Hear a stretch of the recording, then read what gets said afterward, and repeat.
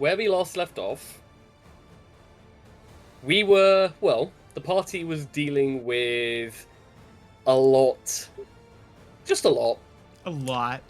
Yeah, a lot. Between Kitty's origins, which are much more eldritch and lich based than was first believed. How the tree manor was just a bunch of horror. And as well as that, a lot needs to be discussed. That being said, the top of this giant tree is on fire due to massive amounts of explosives. Of arcane leaves of some kind, and I wonder who threw them in. And our dear mushroom-covered chitin by the name of Chit Chit was caught in the blast, and something came out. A hulking neothelid. A gargantuan worm of illithid origins. Crash landed in front of all of you, while screaming in pain because it's on fire. Well, there's one positive. Yep. So, can I get everyone to roll initiative? Yep, there it is. All right. It's always a good session when it starts with initiative. Yeah, totally. Wait, I don't want to. Yeah, it's obvious that Daisy is exhausted. Got a 19. 19, okay. Kitty. 21. Okay. Yaya. Dirty 20. Okay, and Daisy? 4. 4. I was about to say, I'm wow, tired. hi. Okay, well, it's gonna go Not me, I'm first. tired! It's gonna go first. And it immediately starts burying itself in the ground and the combat's over. Alright, perfect. That feels. Hold on, that feels worse because Yeah. that thing's just out there now. Yeah. But right now, I am at 20 hit points, and So, I have just to about get- no spell slots. To give you all a bit of an idea, the thing was on fire. It leapt from a literal 100-foot, 100-storied tree, crash landed. It was at 5 HP. That thing was pretty. Yeah, it's gotta recover. Yeah, like to put it into perspective, it quite literally crash landed, saw everything come out of it. Even with a 3 in its intelligence, it hatched its bets and ran. So, I feel you, buddy. now here's a question: do you want to stand next to the burning tree that might collapse, or do you want to get to the outer plane? We should probably get a bit of a distance. Yeah. Okay, so Yeah. with your caravan still in tow, you retreat back to your original location. It takes about 4 hours, and by the time you get back there, there's still enough supplies that was sort of like haphazardly left, because if you recall, everyone traveled there and then came back, got all the animals out, got all the animals that were semi still alive, some that are just like decayed and died on the way because they were kept alive by necrotic magic. But you make it back to the opening at least a few hours away from the mouth of the mountains. So it's like right in the slap bang middle of the lowlands. And the village is still 3 days away. Collectively. Just under, but it's still a fair distance. But it's now night and camp has been set up. So Just one thing before we start that, Mhm. and just before you finish the combat, Mhm. Yaya would like to Don't piss it off, please. cast Ralothin's psychic lance, Mhm. and she's going to say because she doesn't need to see it to use this. Hmm. And she's going to launch that at that creature. Okay, what does it need to roll? It needs to roll. Just go and roll your damage. You rolled a 3. Oh, okay. I've got to find the damage on it. It's just a whittle guy. It's just a guy. Yeah, it's just a guy. A terrifying, gargantuan, eldritch worm that's now getting a crap ton. Well, here's the thing. It would do any effect if it wasn't immune to psychic damage.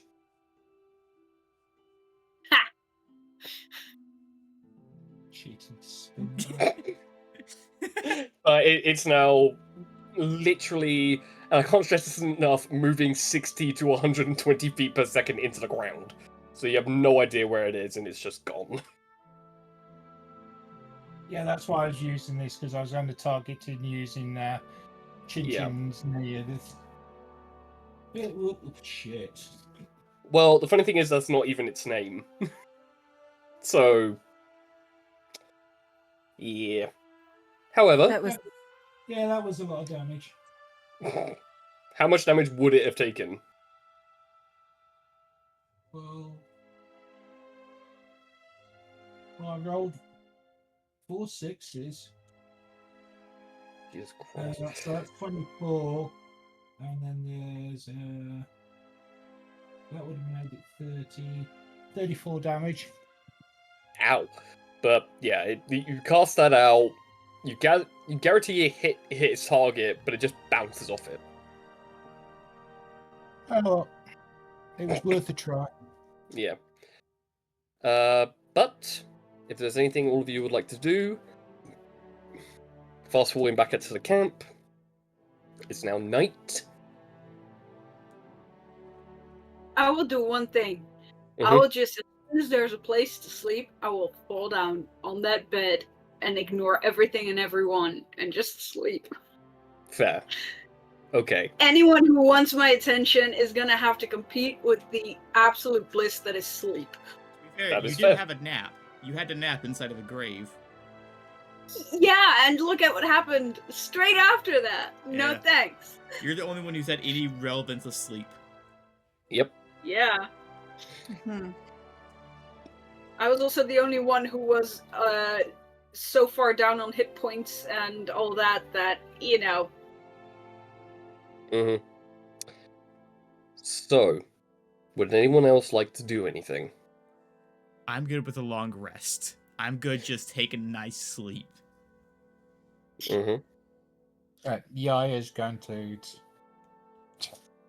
have a long rest, but she will be monitoring the others to make sure that they have a dream-free sleep to completely let them rest. Okay. And Kitty? Kitty's now got her sights on the village because she's watched 2 people stare at it. She doesn't know where it's come from because it was never there when she lived in this area. Her father seemed slightly fearful of it, which is slightly concerning now that she knows what her father actually is. And their friend, Daisy's friend there, also seemed to be pondering at it. So now Kitty is staring at this village as well and going, I'm not sure if this is going to be good or bad, but if 3 people are staring at that thing and not knowing what it is, this is not good. And she is just sitting there before she goes into a trance. Okay. So, all of you get uninterrupted, long rest sleep. Freaking finally. Yeah. I mean, don't get me wrong, when you wake up in the morning and the sun is rising, which is probably the first time in a long time any of you have actually seen a sunrise. Because the mountains have until it hits like noon, the sun is unable to reach the northern hemisphere. Oh, yeah.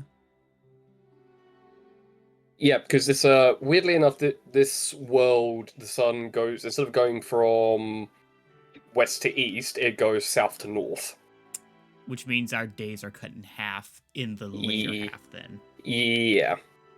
Instead of the earlier half being cut, actually, Well, to be fair, considering it's Kitty who's actually outside, Kitty, you are sitting there in a trance and just staring at the village until you see the sun begin to rise. And you see the prismatic multi-shades of colours. Well, that's positive. Maybe I can get rid of a little bit of that gray on my skin. But all of you wake up, some of you are sore and maybe still got a little bit of like soot attached to your hair or horns. But morning comes.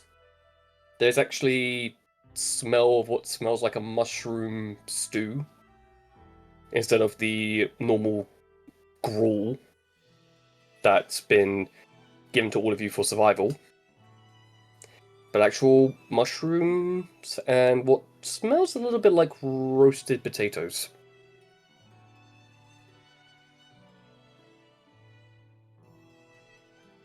But if all of you go and grab a bowl, you find your seats, the morning is yours. I'm I'm eating gonna as much sleep as I in. can.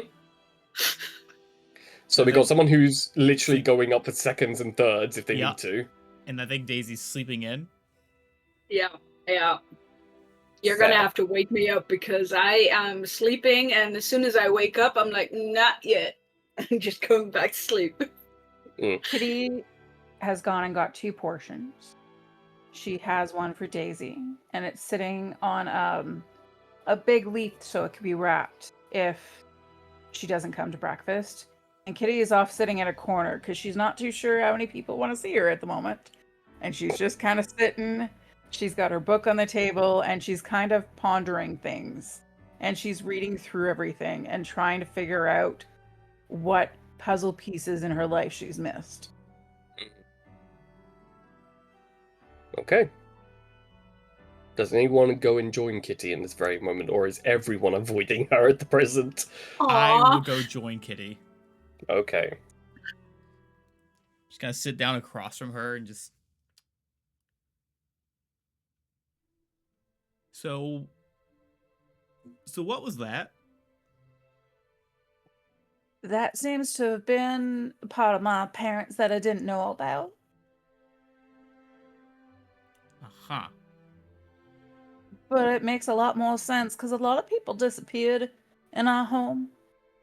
I mean, I was often left alone to look after things, to keep holding down things, but that was what my home looked like, almost identically, before everything happened.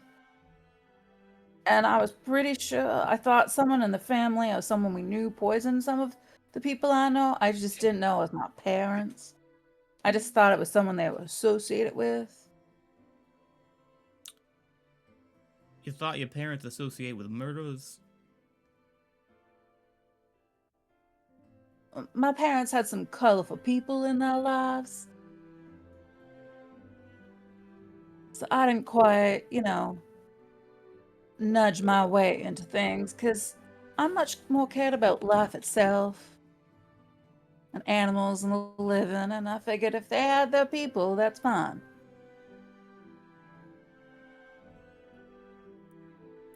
And I kind of did what they said anyways. I was a pretty good child.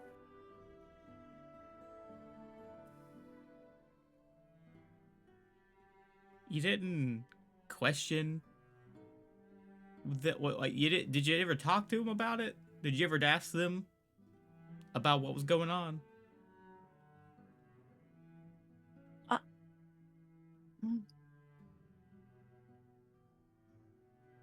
feel like I may have, but You can roll a history check if you wish.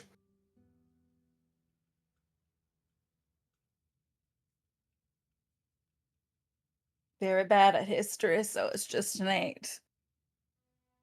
There's something on the edge of your memory, but then it becomes fuzzy.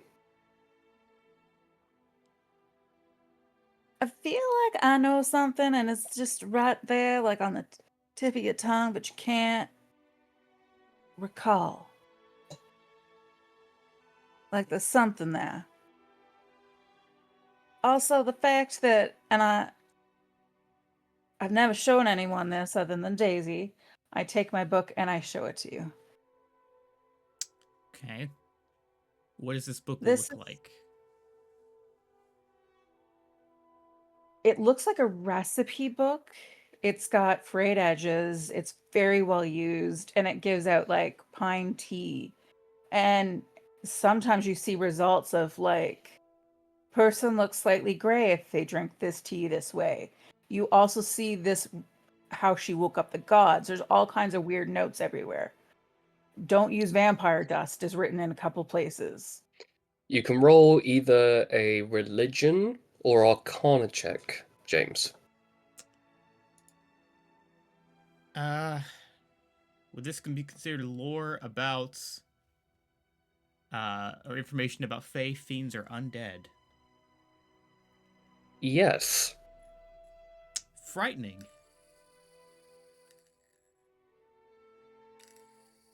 9. Okay, that's 3 times I've rolled a 9. I rolled a 9 on the initiative as well. So it's okay. That's Use different dice! how do you put a spinner in dice jail? It's supposed to be completely random.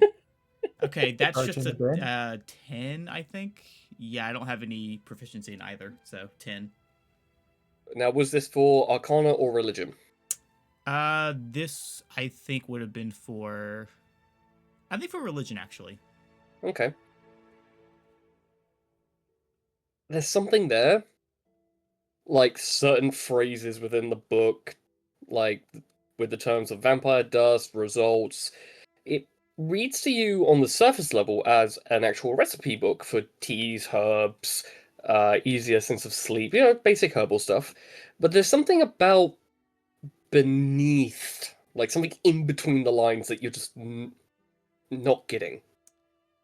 Can I compare it to the composition of that demon summoning book that I found? Two very, very, very different styles. Okay. Like for the demon one, that's for infernal summonings and whatnot.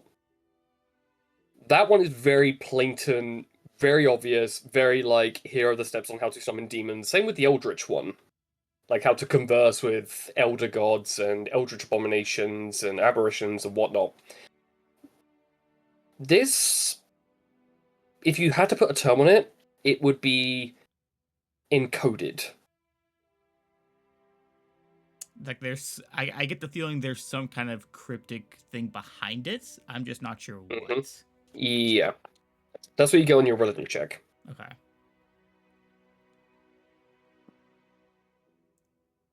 Kitty, did you write this book? Did you create this book, or were you given it? Because it looks pretty old. I had the help of my parents, so my kin. I mean, yes, occasionally I have all my notes here, and I would copy out things, and then my parents would check it to make sure I had accuracy in what I was doing, and I get my homework back and told how well or poorly I did on something You did while I homework was based on learning. this? Was this your Well, homework? yeah, I had to learn. I really wanted to become a druid, just like my grandfather, my first husband, and I really wanted to be a little bit more like the way Daisy is with animals. And this was to help me, but it never seemed to come quite out like that. I could never really master animals. Everything always came out like, kind of like I showed you that the smell around me has this like tang to it. It smells real sweet, but it real hurts. Everything always came out slightly different. I really wasn't that great at my homework. I Was tried. was this homework given to you by the like that father, the one that we just that one? Well, yeah, my parents, my mother, my father, my grandfather as well. So your grandfather started the teachings, and then your father and your mother kept the teachers up. Well, of course, yeah. I mean, they taught me Elven and Sylvan at the same time because I didn't know any Elven language, and they thought that was kind of rather wrong given that I was an elf. I had a lot of years of just, learning.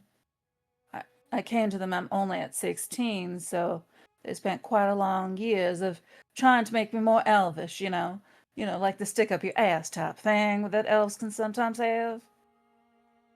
I didn't quite have that. I was a little bit more, well, a little bit too human for their liking. Was your grandfather like this too? I'm not sure, because, see, the deal was that I was to get married. My human parents arranged a marriage for me to an elf because his children weren't able to conceive a child. So they thought an elf, at least they'd have half elven children with a. But when I showed up at the doorstep, I was an elf and not a human. And then they just didn't know what to do, so they adopted me. They figured I could carry on the family name and everything. I was 16 at the time. I was still a child. I don't kind of remember everything. There was a lot of Elven and Sylvan going on at the time that I did not know. A lot of decisions were made for me, and there was nowhere else for me to go. It's not like I had a lot of other friends outside of that, and my parents that I'd been raised with until that point died shortly thereafter. I mean, they were quite elderly.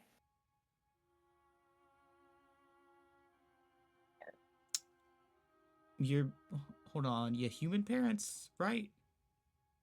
Yeah, I was raised by humans. And before that, I didn't exist.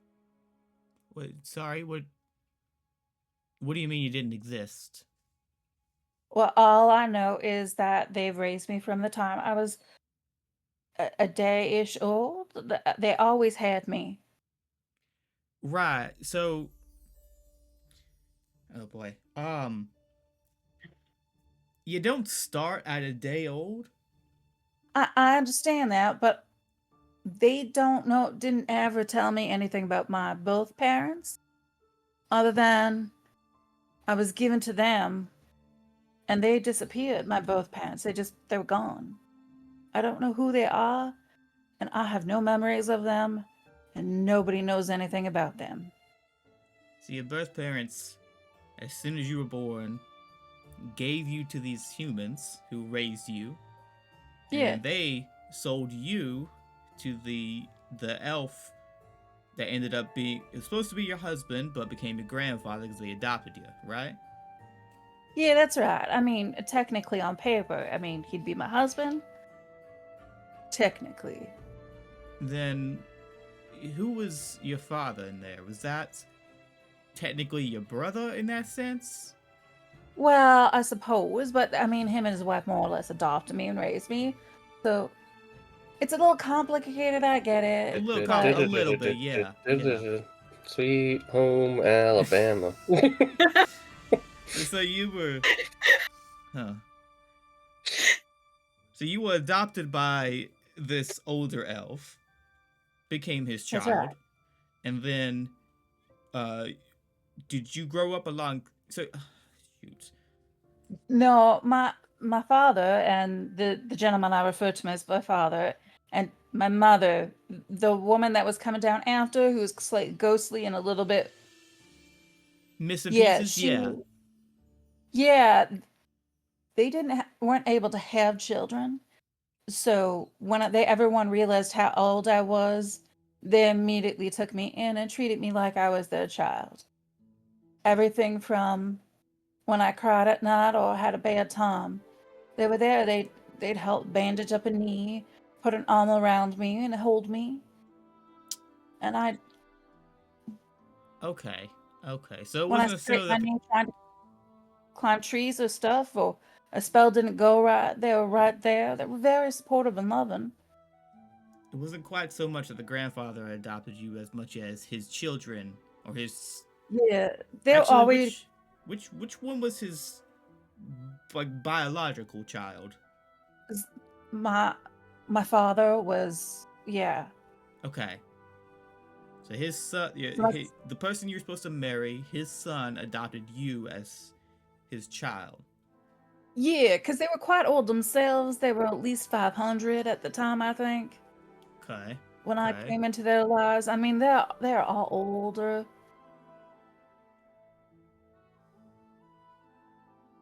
I'm gonna be honest. This is giving me a bit of a headache. I understand it's a little bit complicated. It's all right. I A mean, little bit, yeah. Just a teensy bit complicated, yeah. Yeah. Just Just a teensy bit. it's a lot, but it's also why I have a different accent when I speak in Elven because, well, I mean, I learned how to speak Common first. That makes sense. Raised by humans. Humans are quite enjoyable people. They are very short-lived raised, but I mean, they know how to have a good time. I was gonna reference the fact that my parents were also human, but then you said that, and I'm like, I don't really want to make that association anymore. Well, here's the thing. Come on, you must have been to a pub or a tavern or two. And humans usually are having quite a good time at them. Oh, don't get me wrong. I've been with a human or two. It's yes, but when we were talking about parents, a weird bit of a jump there. I suppose, but my parents were quite nice. They weren't able to have children either, so I mean, I was kind of spoiled They by my human parents. now they weren't also liches, right? Well, No, no. That I wish memory. the DM jumping in. No. No. I feel I like don't that's a believe legit question, though. I don't believe so. I believe they're long gone. I'm assuming I would have seen them again if that was not the case. It's also slightly, how do I say this? Concerning that at some point my parents are both still actually out there somewhere now, and we may have to deal with them, or I may have to deal with them sometime again. Well, that will be interesting. Less of a might, more of a will. That's gonna come back around to bite you. Most things do.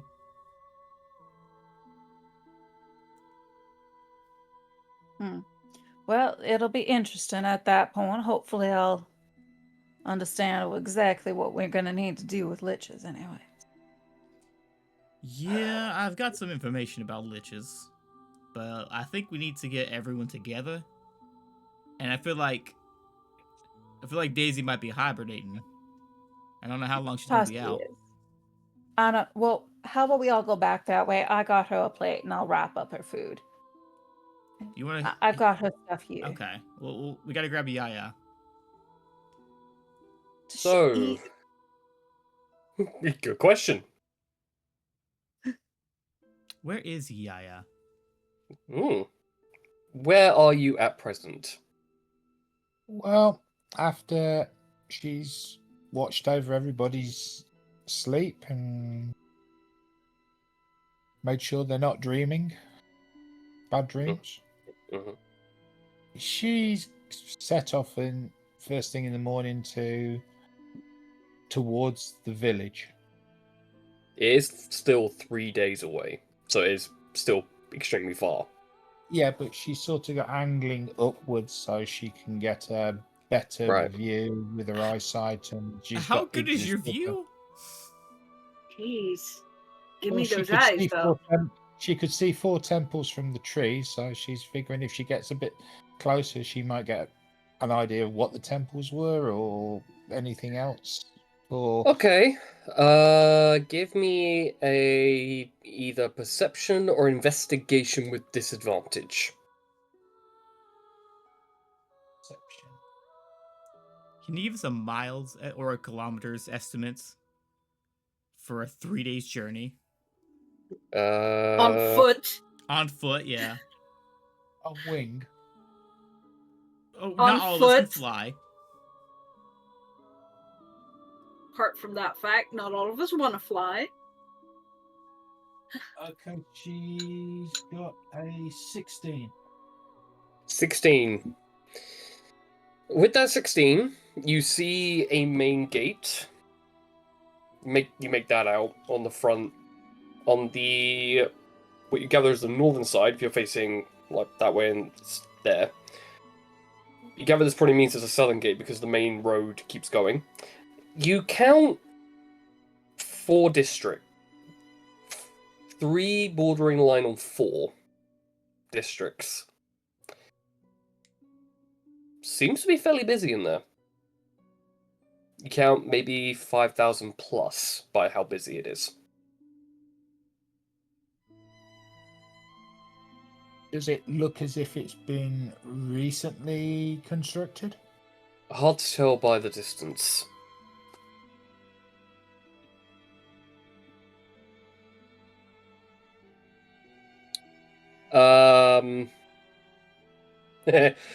Anywhere between 60 to 150 kilometers on foot by 3 days. Don't We're think your going vision's slow, that good. so Yeah. we are probably on the lower end of that because we aren't going very fast. True. We are traveling Ye- With with this troop. Yeah, so that would be roughly 200 to 225 kilometers by. So, going to take a lot of breaks. So, there's going to be 3 days of traveling, maybe 2 nights of resting. Because by the time you reach the 3rd day, you're practically nearly there anyway. So, and horses can travel up to 50 kilometers before needing to rest for, like, say, 2 hours, and then they can keep going. So, the horses can go very far, it's just that they do need a bit of rest every now and then. And if they are pulling wagons, they cannot go as fast. No, their movement speed would be halved, hence the extended distance. You don't catch any details. That's about as much as you managed to gather with the 16. But you do count 10 watchtowers attached to the walls. They don't have like a canopy on top, so you do see 2 to 3 ballistas, but you can't tell if they're normal or multi-shot. Mm-hmm. It seems a very well-defended town. And each of the 4 districts, does that correspond to one of the temples she'd already spotted? The temples all seem to be in one district. One seems to be a bit more commerce, like you see a bit more color in one. One seems to be a bit turning into a bit more of an industrial section, so military, industry kind of style. The one that's burgeoning on the 4th seems to be much more equine and provisions, but that's like at the back. And that seems to be just starting to show. So it's mainly 3. Mainly 3 with like one that's just starting to appear.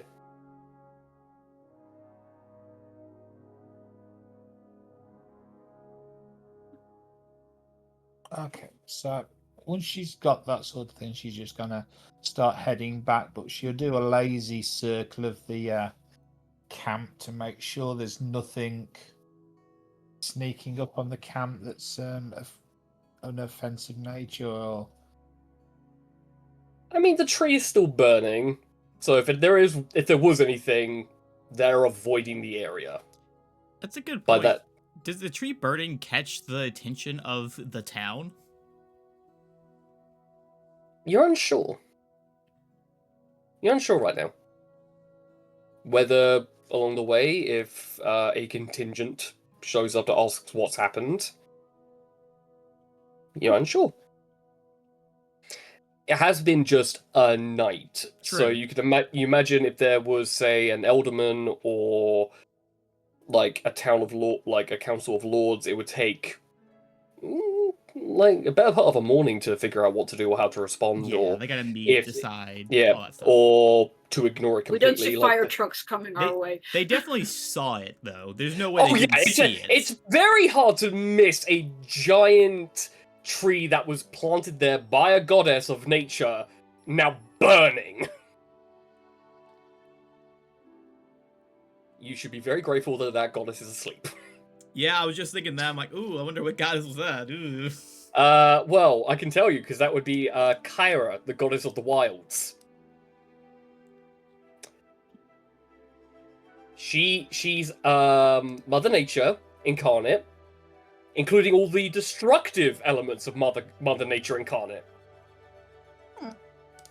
So, burning down one of her strongest representations. Now, to be fair, her strongest representation was overtaken by a lich.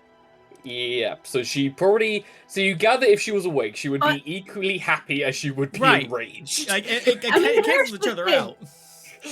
Here's the thing. You need to be alive long enough to let her know that. Yeah. That Yeah. might be the problem here. But then you have the goddess of calamities.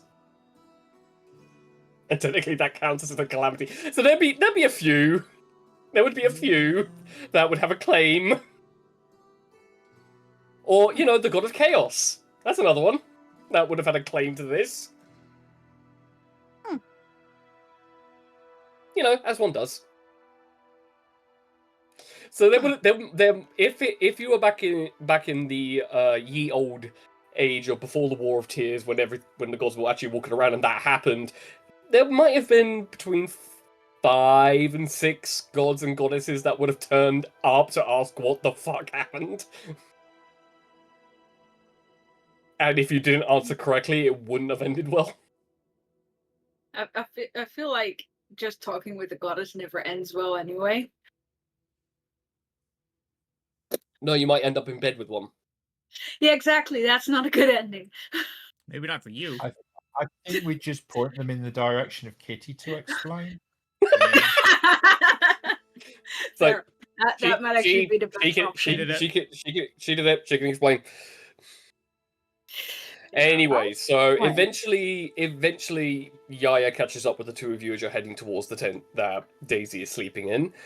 And Daisy, it's the scent of roast potatoes and mushroom stew that actually catches your scent before anyone else walks in. Well, hey. How long have I been sleeping? Is it like a good solid 8 to 10 hours or more? Judging when you guys went to sleep, and you were the first to fall asleep, and it was one of the tents first ever set up, I would say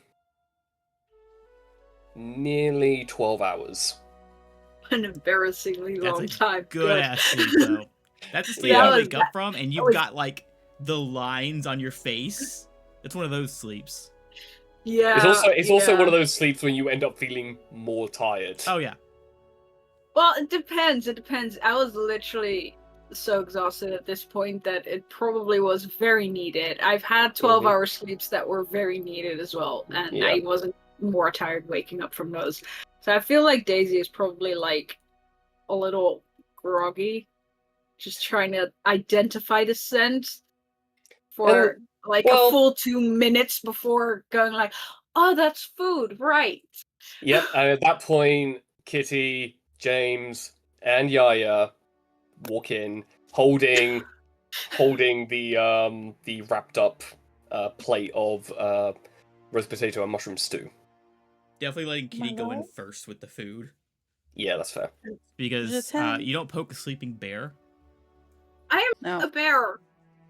You're hibernating like one. You could wild shape into one. That's the thing. True. I walk in. I've got the bundle of food, and I just walk in and go, "Ma je t'aime, Rose. Oh, My flower. I brought you food." good morning. How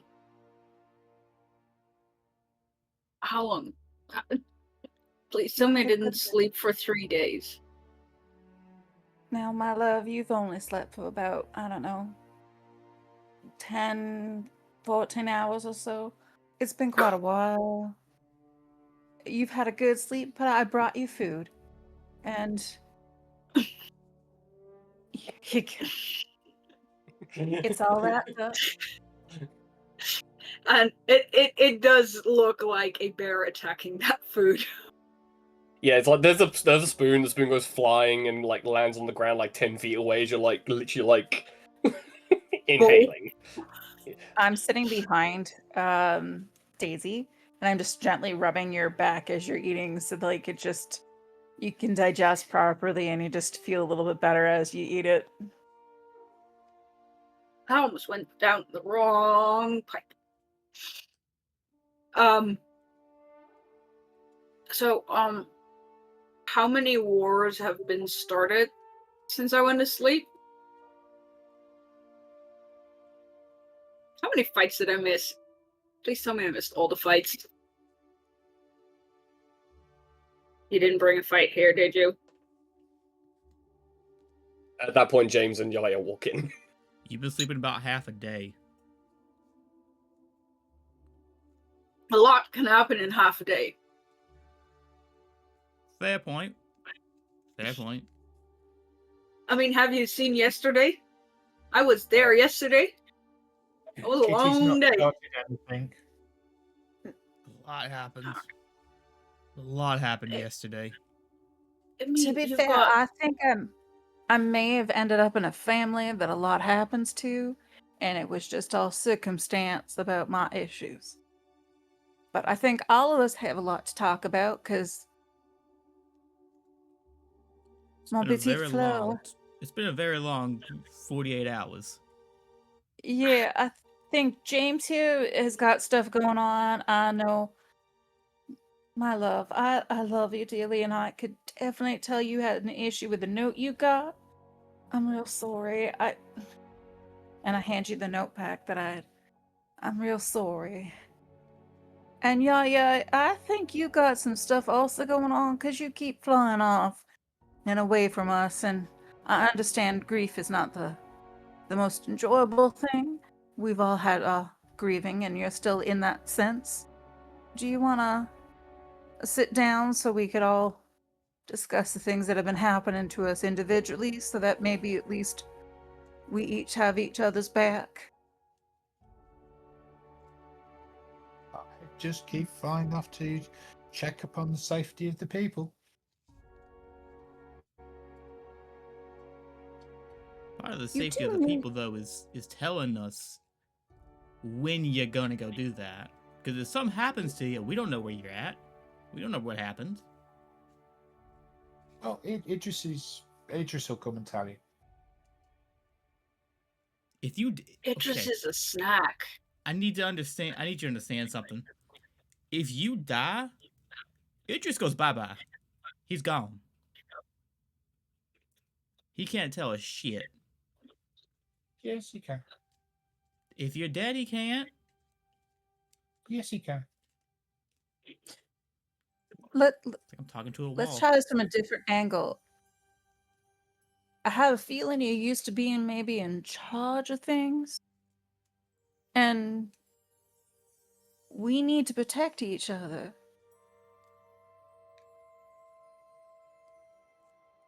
It's about us all being honest with each other. We're not looking to harm you. We're just looking to make sure that you're okay. We don't want to lose you. We don't know where you came from or who you used to be. We just know you as you are now to us. And I feel like you've become one of us as a group.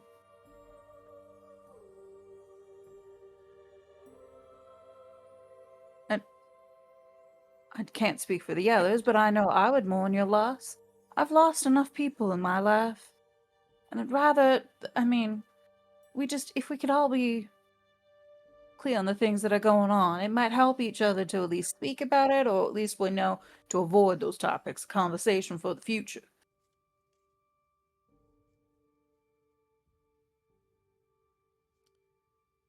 Last night's situation arose because we did not know everything about what was happening with everyone else.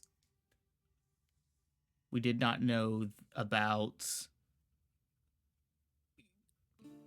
Granted, Kitty didn't know quite as much, but we didn't know about her family having a history of associating with murderers and such. That little bit of information might have influenced our decision to trust a father like that. Yeah.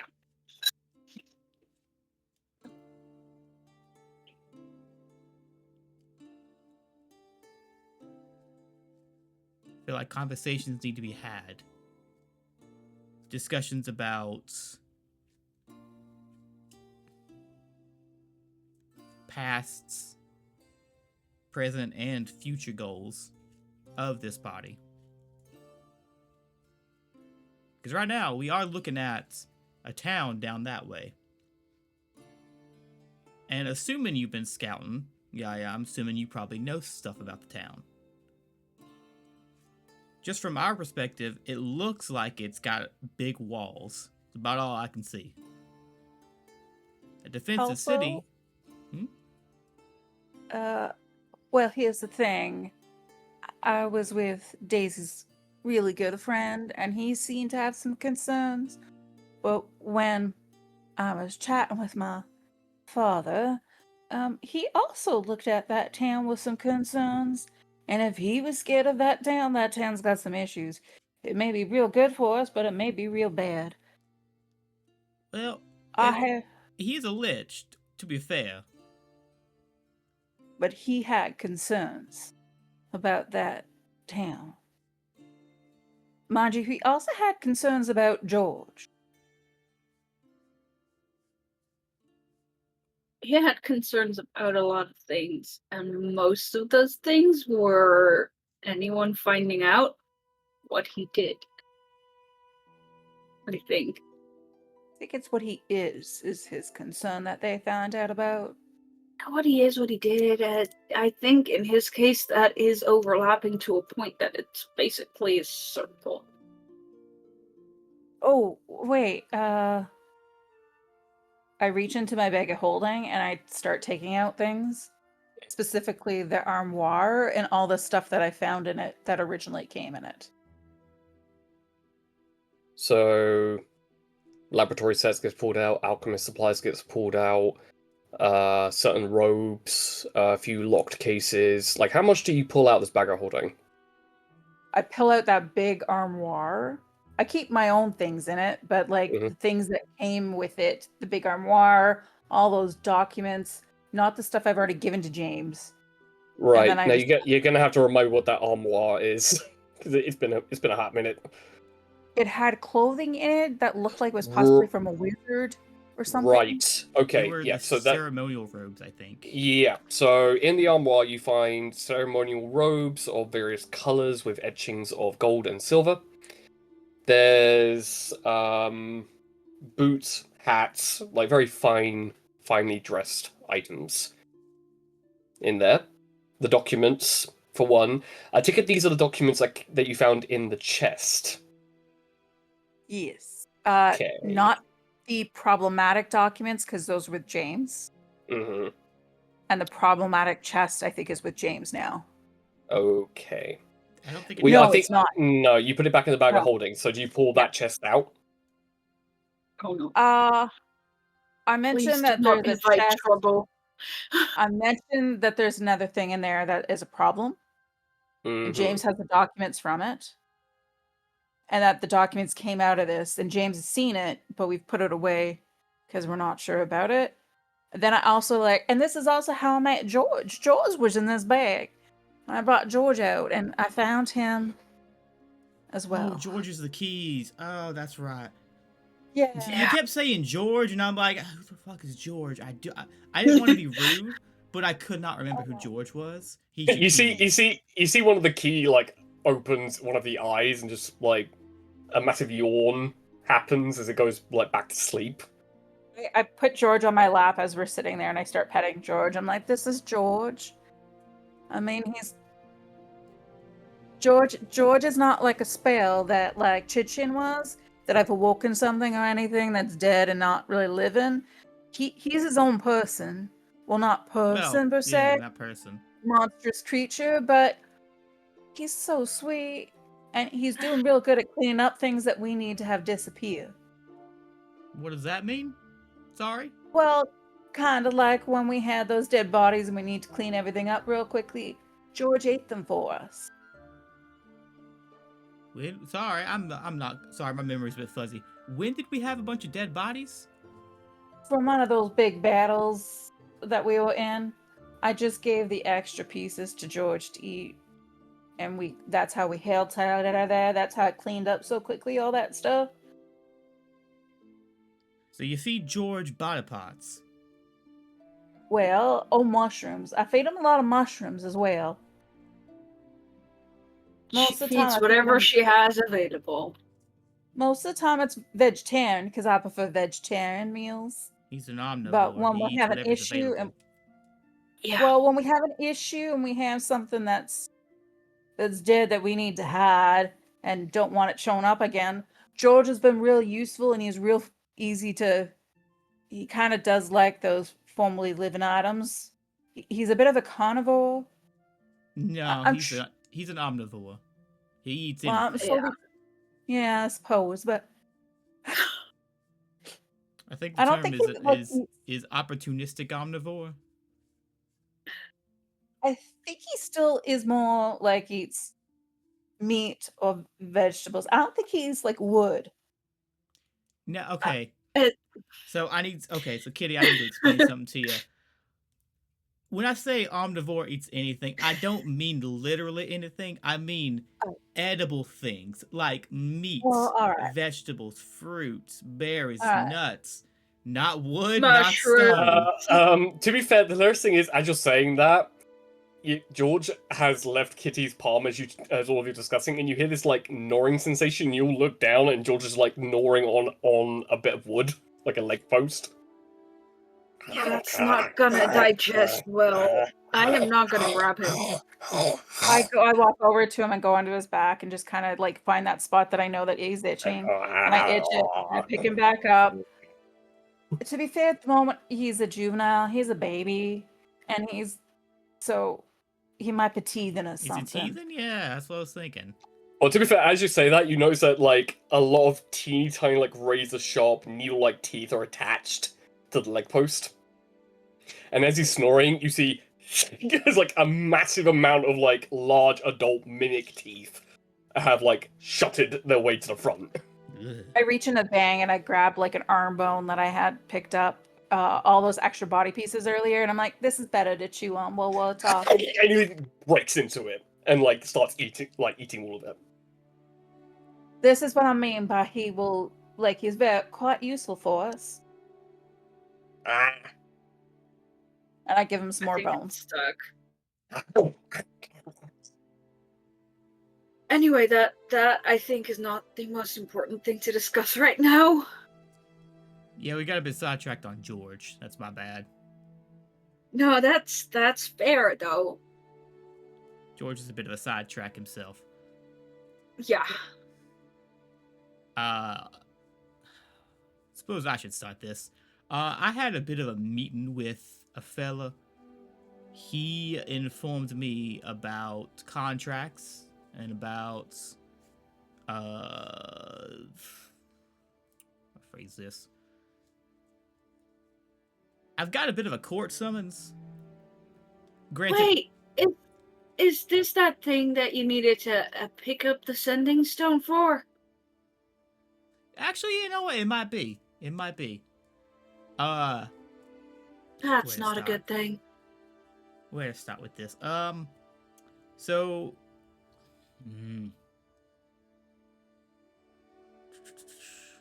Any of Let y'all me get know my about? pen. Any of y'all know about the matron? Particularly the matron of the abyss. All of you can roll a religion check if you wish.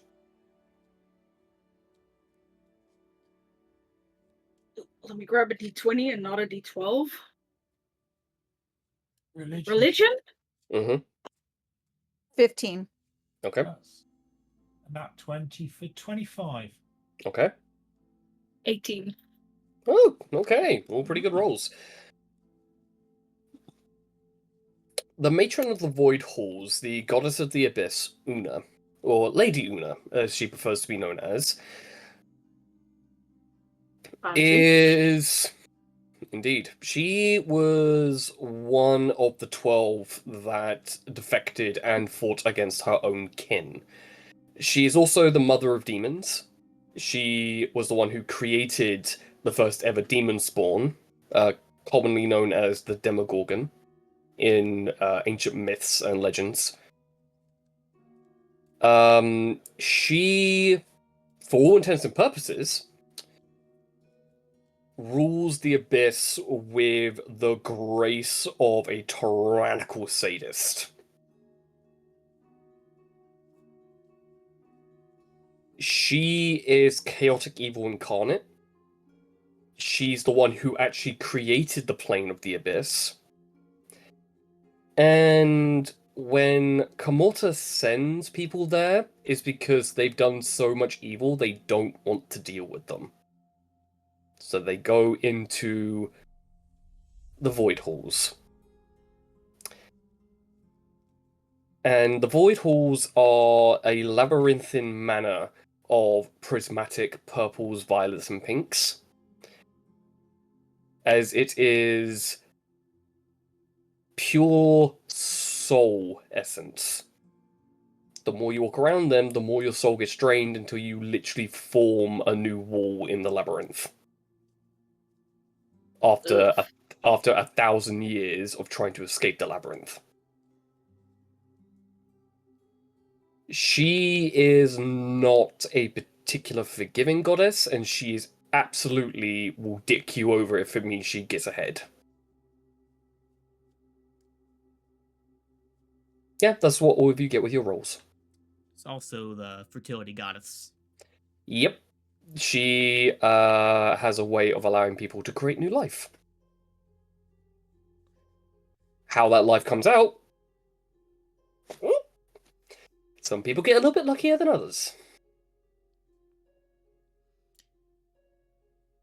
You see, Kitty, your parents weren't the only ones who had trouble conceiving. My parents also had trouble with that.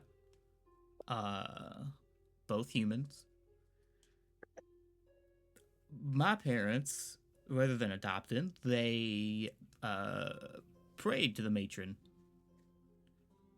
goddess of a lot, but also fertility in the sense that if you cannot have a child, she will grant you the ability to have, or rather give life in that sense. And lo and behold, I came to be. It's quite common for those born under her blessing to be tieflings.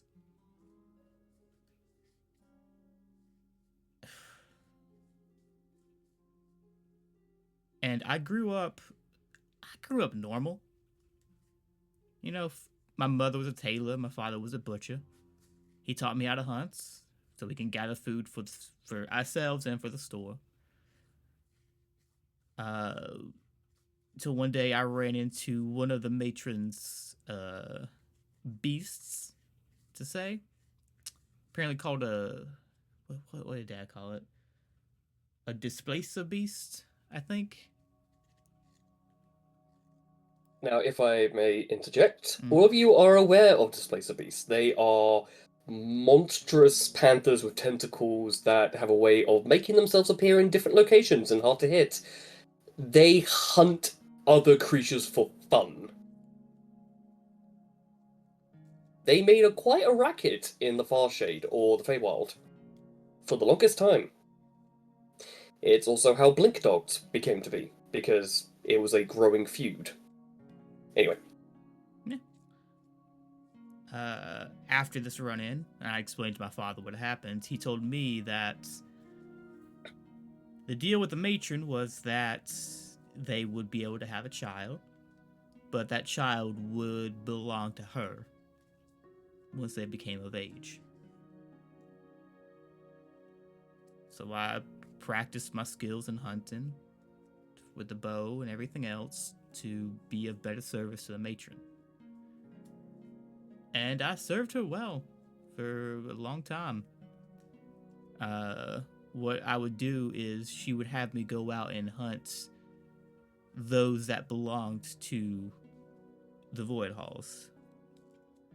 If they had ever escaped on the rare occasion, maybe they found a lucky back door or what have you, she would send me, or other hunters obviously, out to collect them, send them back. Ran into a particularly, well, I should say, I was hunting this one particular person, and that person met an end to something that wasn't me. It was, how do I describe this thing? Kitty, do you remember that the angel man that we saw? Oh yeah, I definitely remember him. He Now was quite something. picture him, but instead of the celestial side, the demonic side. Well, that would be quite Like interesting. imagine if he had turned evil and had like fallen from grace. That's the kind of thing that I ran into. Did you run into or just came upon? I opened the door and he was killing the thing I came to hunt. Oh wow. And then managed to get away. Did lose my eye from it. So if you're ever curious why, that's where the eye went. And that's also the night I started drinking, because kind of had to. It was the only way to get the image out of my head. I think it was horrifying. And when you lose an eye, it's... Imagine that's the last thing you see with that eye. It's not fun.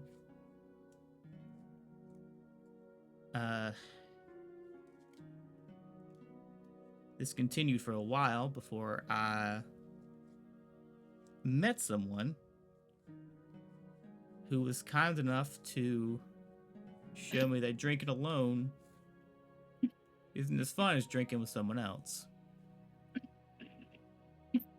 She was a succubus by the name of Josephine. And we decided to stick together a bit more. We partnered up in that sense and would carry out duties for the matron together. And in case you were curious, yes, there was sex involved. Can't get around that. She's a succubus. I am who I am. It happens. How do I describe Josephine? I feel like I want to exit this conversation. Why? I've heard that succubuses are quite I alluring. don't need details. Well, actually, I've heard they're quite alluring. she's gorgeous. And actually, I picked up a trick from her. I can show you. And I hold my palm out and I do like a little minor illusion to kind of show like what she looked like. So what everyone sees is a breathtaking succubus. Now, is this a modest version of her, or is this her in her work attire? I'll take that sip. This is her in her...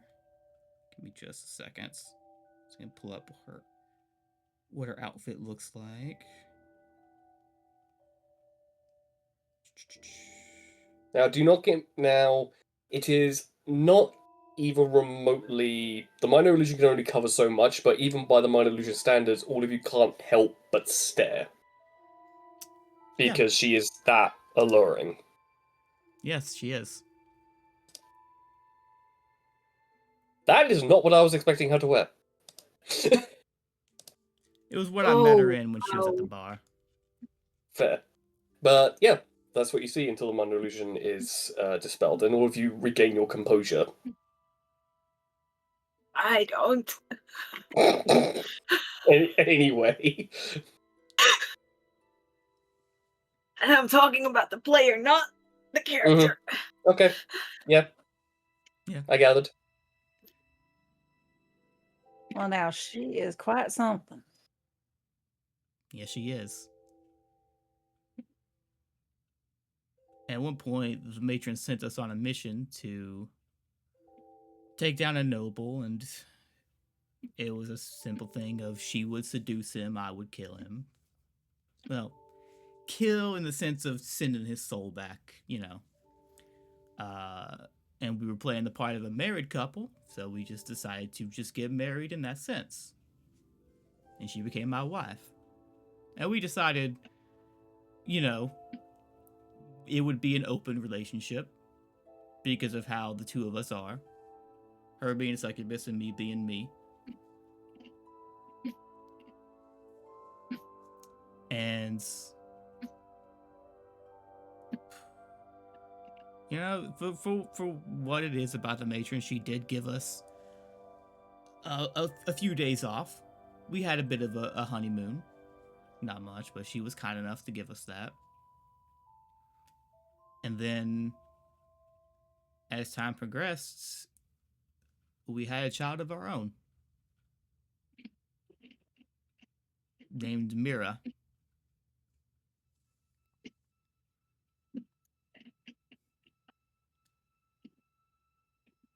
Cutest child you'd ever seen. She had black ringlet curls. Always a mess, always just tangled up in knots. I'd try and get it out, you can't. It's just, you can only do so much with it.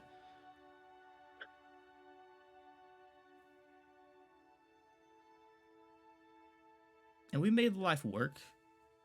It was a good life, but I wanted to spend more time with my daughter and with my wife. I didn't want to have to always be on missions, and I decided I wanted to get out of the contract I had. So I went to the matron, or rather, I went to her temple and I spoke through one of her clerics.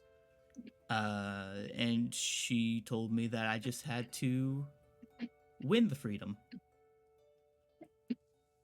Game of blackjack. Super easy. You know, I just had to, I needed to win twice, you know, one for me and one for my wife, to get us out of our contract so that we could be free.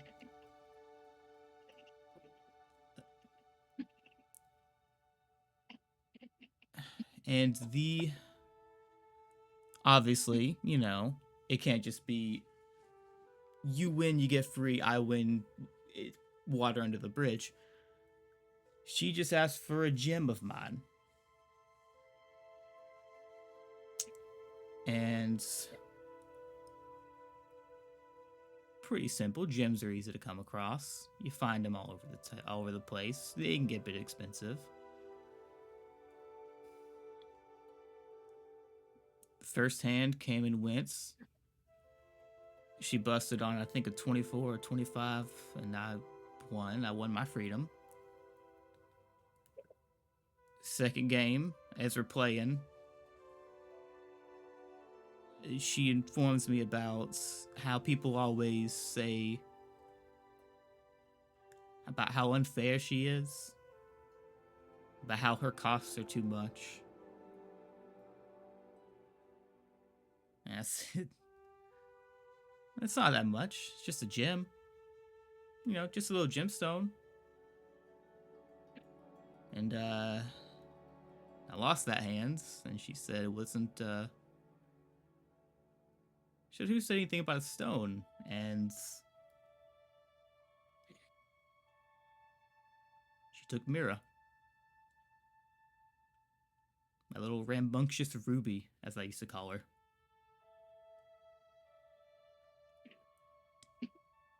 And then she kicked me out of the temple.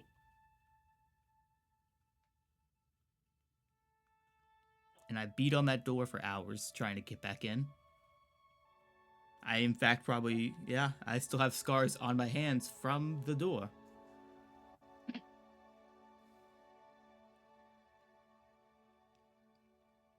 I eventually just had to go back home. I remember going home and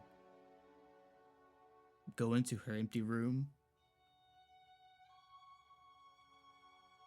And I sat down and I pulled a little owlbear plush out of my bag.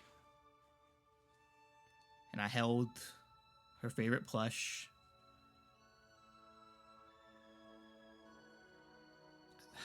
I don't know for how long. Until eventually Josephine came home.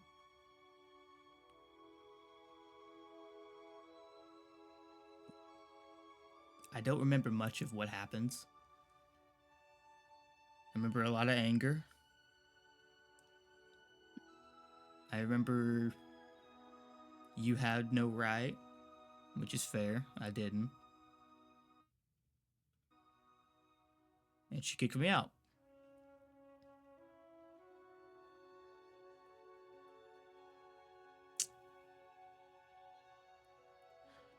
That was about 6 months ago, I think.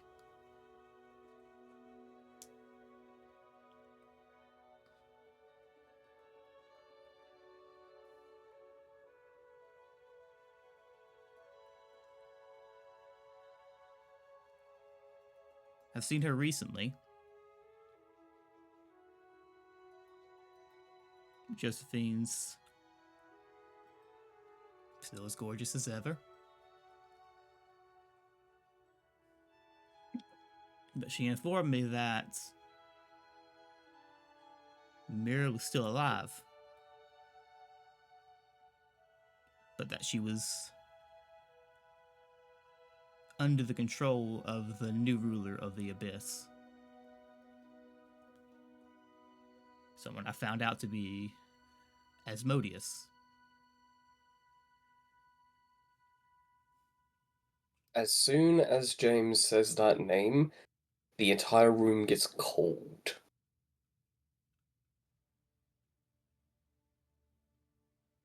Fuck. Nothing shows up. It's just that name carries a lot of weight. Yeah. And I found out even more recently that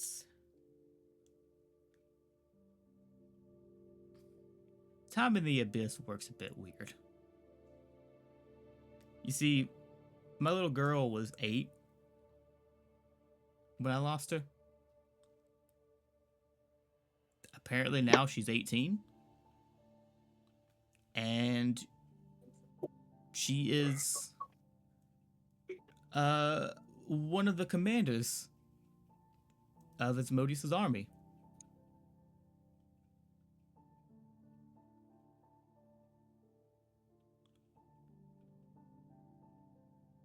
And recently I found out, well, 2 things. One, I've got a dinner invitation, courtesy of my wife. That was actually for her, but she gave it to me.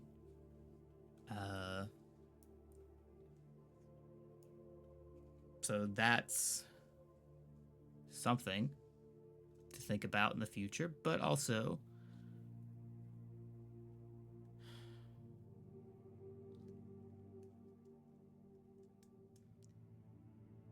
apparently my contracts are not up. Because Daisy, remember how I gave you that amulet? And how I said your threat's much more present? Yeah. And I told you you should keep it. Well, after you left, I received a letter, which was a court summons to appear before Asmodeus because I had been shirking my duties. And because it was a court summons, and you know, a lot of legal jargon goes on with that. They brought in a lovely imp by the name of Carl, the disemboweler. He explains that the court summons was it had a clause in it saying that I had to appear within a reasonable time, but that reasonable time was over 6,666 years. So that's not necessarily a pressing issue, as it were. But when talking to him, I did find out some things. Well, first off, I was supposed to get a copy of my contracts. Never got that. He's working on that now. I trust Carl. He's great.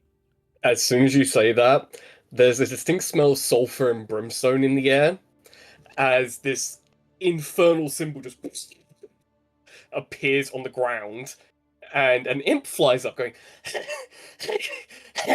Carl! hi, contract. Thank you. That's actually perfect timing. Oh, is it? Were you talking about little old me? I was talking about how you and I first met and everything else. Unfortunate circumstance, but hi, Carter, or Mr. Disemboweler, you can call me. I am technically his legal aid, his legislator, but technically I guess that by clause of stipulation of category C-A, I'm a legislator for all of you. Because, by proxy. I feel like I interrupted something. Did I interrupt something? No, actually, you're here at perfect time. You see, okay. Carl here told me about how Asmodeus took over the Abyss through the Tyrant Clause, I believe. And, yeah, and you see that he has a literal tie embedded in his throat that's hanging down. He's got, like, cufflinks that are embedded into his wrists. He makes me wear this stupid tie. Asmodeus is not a popular boss. No. But Asmodeus was... Well, Carl, you told me about how Asmodeus enacted also the regicide. Yes. The regicide clause that I believe you told me had a precedent with one of your companions. Yes. That would be Yaya here. I think would be very interested about Oh, she's the one that made it null and void. that. Yes. Right, okay. This just got a little spicy. Okay. As he, like, flies down and lands on one of the chairs. So, the regicide clause comes in when a person takes a royal blood in their hand, perpetuity, and writes the contract on the skin of said dead royal with the blood of that royal. Additionally, subsection A, the regicide clause can be null and void if there is a living descendant or member of said family. And he gestures to Yaya. Now, if Yaya, well, Miss Yaya, of whichever royal family she was a part of, was dead, the contract would become in full, and the person that holds said contract would become a much more powerful entity in the infernal sense. Now, to my understanding, I believe it's your brother who's holding the contract. He is the progenitor of said contract.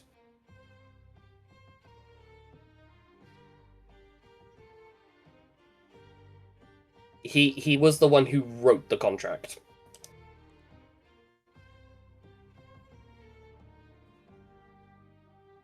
Yaya just sort of like walks over to the imp. Okay, you're very tall. I'm only I'm only a messenger. She grabs his tie, lifts him up so they're face to face. Yaya. Oh, Yeah, okay.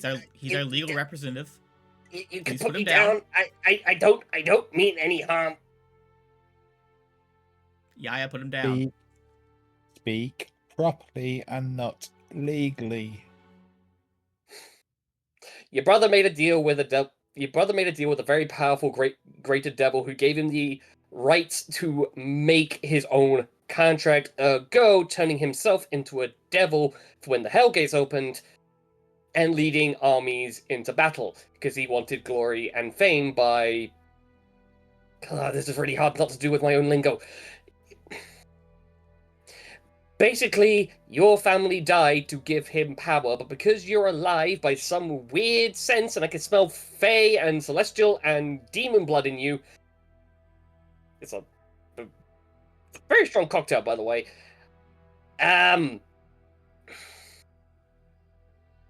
You make the contract null and void, meaning he is vulnerable to be killed. However, if he's not killed in the home realm, this is outside the hurt. He cannot die in the typical sense.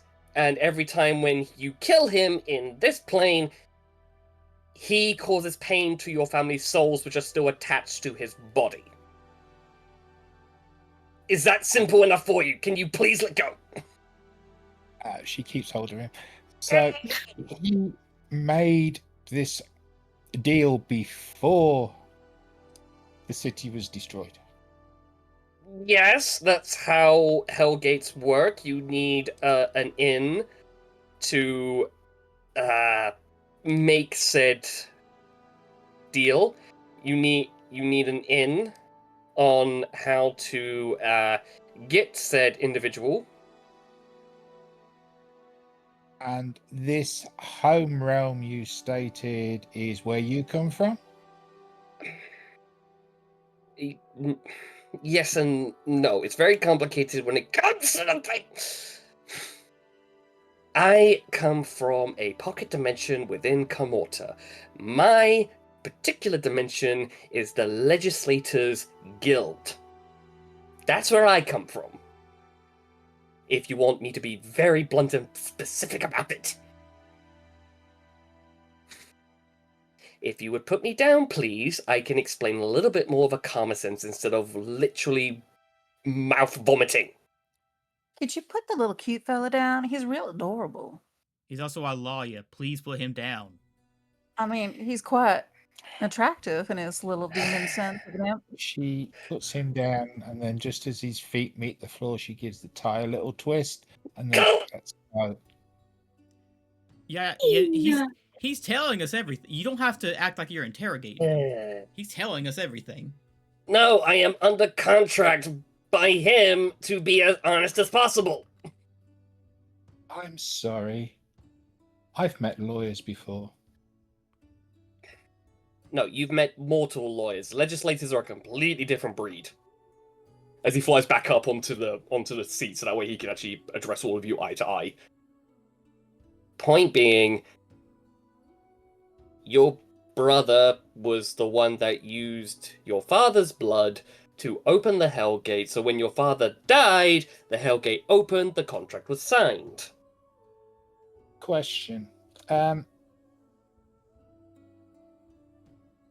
My father, technically, I suppose you could say he died, but he didn't die. Neither did my. They became vampires. But not true vampires, corrupted vampires. Ah. And I have these items here which can convert them back to their original elven state. Cole looks at you at that point. James goes, to be fair, I know you weren't aware of this. No. I just need someone to look at while the shark washes away. Yeah, news to me. This is actually you came in the middle of us gathering all of our loan information together. So this kind of Okay. You see the attractive part of it. I mean, you're really cute, imp. Well, thank you. By the way, I'm single. Wow. That's also his tongue I gave you, by the way, Kitty. Not And quite yet. he sticks out a brand new tongue that grew back.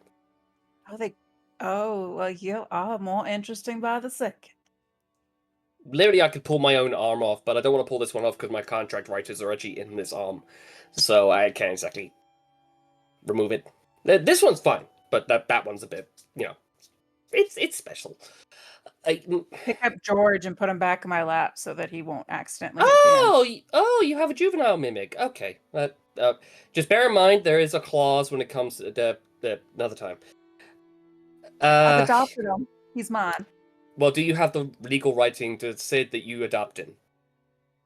I found him as somebody was trying to hide him in a bag of holding. And Well, that's just monstrosity cruelty 101. I thought that was real rude, so I've taken upon myself to look after the little fella. Well, good on you. She rescued him. Yeah, I would say that covers the safety net. My point is right now, if they are corrupted vampires now, I need to be specific on this. Are they classed as undead, fiend, fey, apparition, plant, ooze, humanoid? Or do you not know? Are human and humanoid different things? They are, believe it or not. Huh. Well, let's go. You seem I to think be the that would be expert in like this sort of thing. So, I think the humanoid thing is like amphibians and frogs. Like all frogs are amphibians, but not all amphibians are frogs. Yeah. I'm just more So- confused now. Let's Really? put this. I'll this show put- you at some point, James. Let- I let's can put- I can give you that biology lesson. Well, humans are humans, and he casts minor illusion, a human appears, and humanoid, and he casts, and an elf appears, a dwarf appears, a Goliath appears, a Furbolg appears, but so humanoid. So humanoid's kind of a catch-all term for human-like, Yeah. but And not. then he other moves it, things. he moves it, and you appear. Tiefling. Tiefling is still Yeah. humanoid, but what? So they're Yes. not. So a tiefling is a humanoid, not infernal. Yes. Okay. Because you are not a Cambion, you are not a demon, a devil, or a Cthulhu. So there is, Anyway, your question, ma'am, miss. well, okay. So, the city was attacked. Mm-hmm. And I remember a creature with hateful red eyes strike my father down. Right. And with a sword before sinking wicked canines into his neck. Right. That would have been a custom clause within the regicide. So basically how the regicide got made. My father sank to the ground, lifeless, but then the creature leapt at my mother and did the same to my mother. And the last thing I saw my parents was them rising as vampires. Right. Okay. Now, when I met Vampire, that's the vampire, the god, he gave me these items which said could return them to their original state. Huh. You're the vampire god. I woke up some gods this summer. You see, that's also the god that turned me from what I was when I returned to this world to what I am now. So when I returned to this world, I was part tiefling and part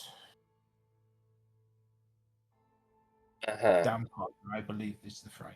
Now I am part elf and part vampire. So, but I still have powers from when I was a tiefling and a vampire. So at the moment, I'm a. You mentioned tiefling having a soul survivor or Savior Yes. clause or something?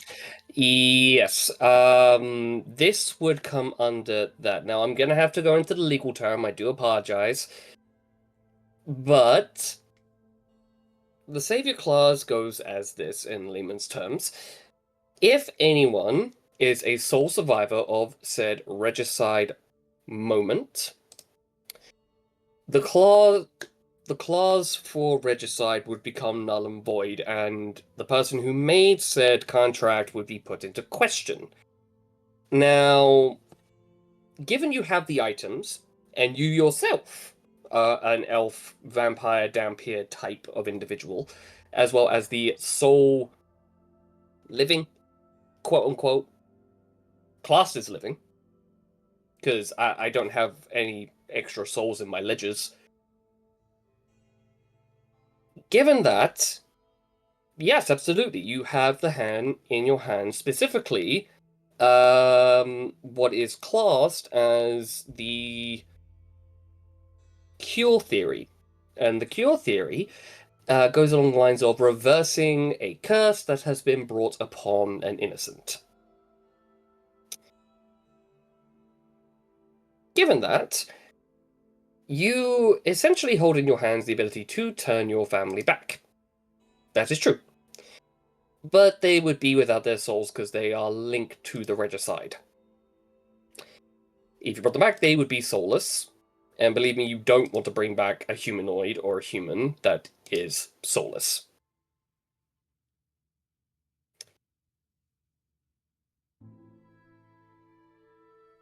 So there's that.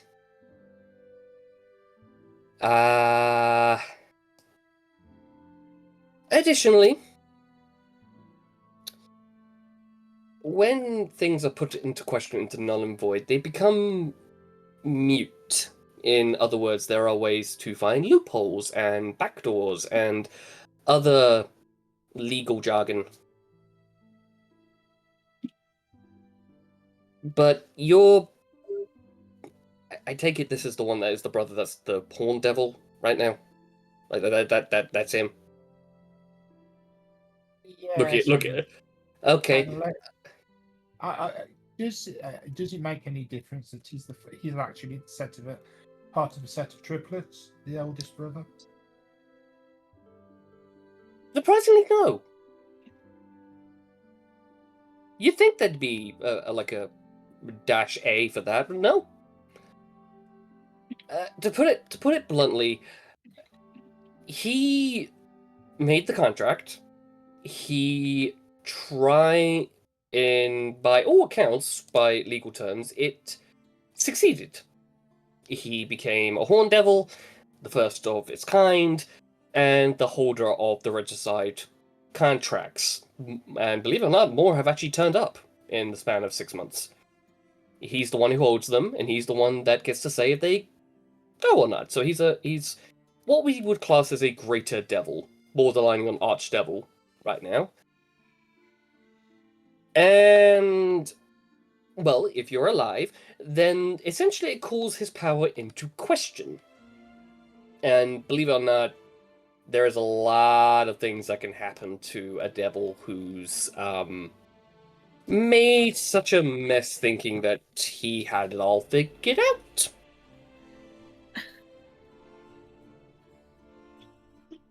So, if I go to where he resides and stick this rather nice sword through him, that releases everybody?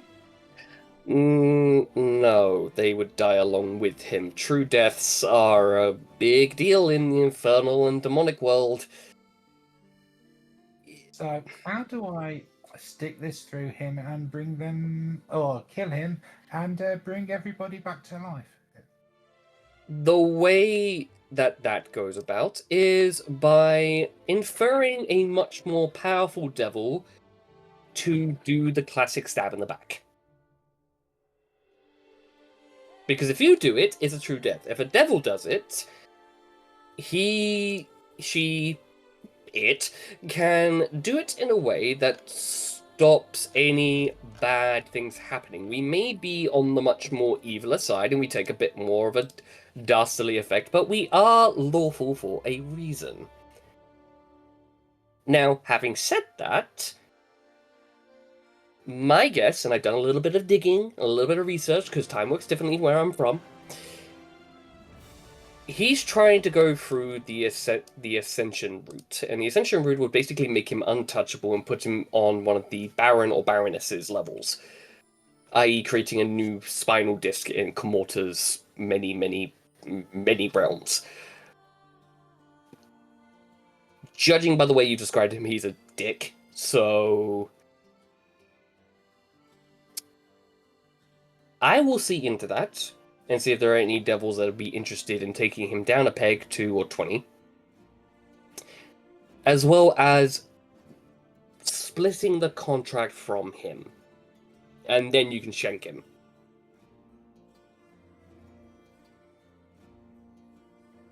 I don't feel too bad that my adopted parents were liches. You know there's a protection clause for that. Oh, well, Carl, I already was slightly smitten with you. Now I'm real smitten. Looks like I've been replaced. Oh, my love. You're my love for a reason. You already know that. Also, I hate to break it to you, but I know full well that you two are engaged by some type of cosmic thread, but that's not my business. What? No. No. See, if Carl knows, Carl knows. I'm... My love, he even knows Carl can see it. One day you'll see it too. I know. Now, Carl, could you just go over my contract with me real quick?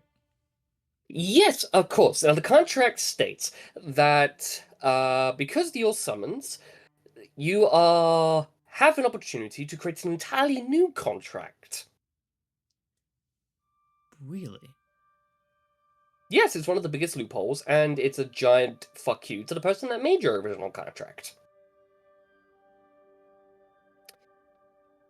Like I said, I did some digging. This is like old in like first decree type deals.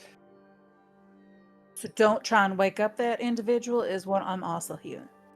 Oh no, Don't. trust me. Please If you don't. want to, look. Here's the thing. The god of Komorta is known as the Bleak Emperor, and if you woke him up, there's a high chance he would destroy this entire continent.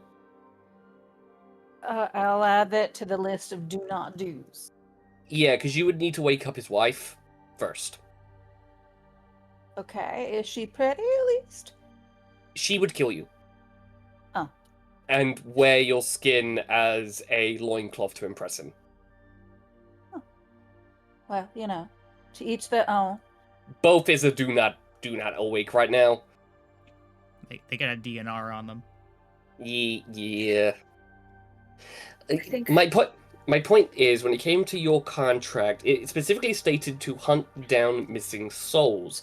That was your original contract, to hunt down escapees, monstrosities, demons that got a little bit too ahead of themselves, fae that are a little bit too muching in on Una's turf, and so forth. Seeing as how you haven't been doing that for 6 months, that has brought up a legal clause to have your soul dragged before the Infernal Court. Now, when I say dragged, I mean hellhounds ripping you to pieces and dragging your soul painfully down. Right. And even if you were to kill one, 5 more would show up. If you killed those 5, 20 more would show up. So it's a no-win situation, and I don't want to do that because you are my client. So there's that. Now, I was under the impression that I ended my contract. Yes, that is true, but it's known as the Resurrection Protocol. It returns back their contracts to their original bindings. So, when Una went to sleep and Asmodeus took over, by definition, he was able to enact his tyrannical clause as well as the Resurrection Protocol, so all contracts would be reactivated. So, So things that were lost during that because of it, those Mhm. don't get reset. It's just the contracts themselves. Yes. Anything that was given up during when the contract was ended do not count with the clause of the Resurrection Protocol. I'm gonna be honest, Carl, that sounds like a dick move of a clause. It's infernal law. Yeah. Excuse me, Carl. Mhm. Because he hadn't got a copy of his contract, and you said that basically made his contract null and void, how can you resurrect something that's null and void? You know, that is a bit above my pay grade. I'd have to talk to my boss on that one, seeing as how he knows the ins and outs of the Resurrection Protocol more than I would. Theoretically, James here might not be under contract to anyone because he can't be resurrected. His contract can't be resurrected because it doesn't And- exist because somebody screwed up in the first place. And that's where the new contract clause comes into effect. Because of the mishap with it, I'm assuming it's I'm under kind of a temporary, almost like a temporary contract kind of thing, but it Yes. opens me up to the. Yeah, it opens you up original to the original contract. However, that is why it is now in dispute, which gives you a chance to plead your case. Also, we do not want to wake up Luna. I would avoid it. You see him actually pondering that for like a good hot minute. Listen, Carl, I know Una not was a right better now. boss. She was a better Not boss right. for you, but in general, Una was not great. No, she was fair. She was the lesser of two evils in that sense. Yeah, I would say right now Una would be the worst one to awaken, because Okay. she would go on a warpath and create brand new demons. So let's. I like this. I like the material plane. I actually came from the material plane, believe it or not. So, yeah, Really? I'm just trying to write this all down because yeah. I didn't understand that I could wake up gods. So now that I know that it's something I could do, I'm really trying to write this down. Oh well, that would come under the siphon clause.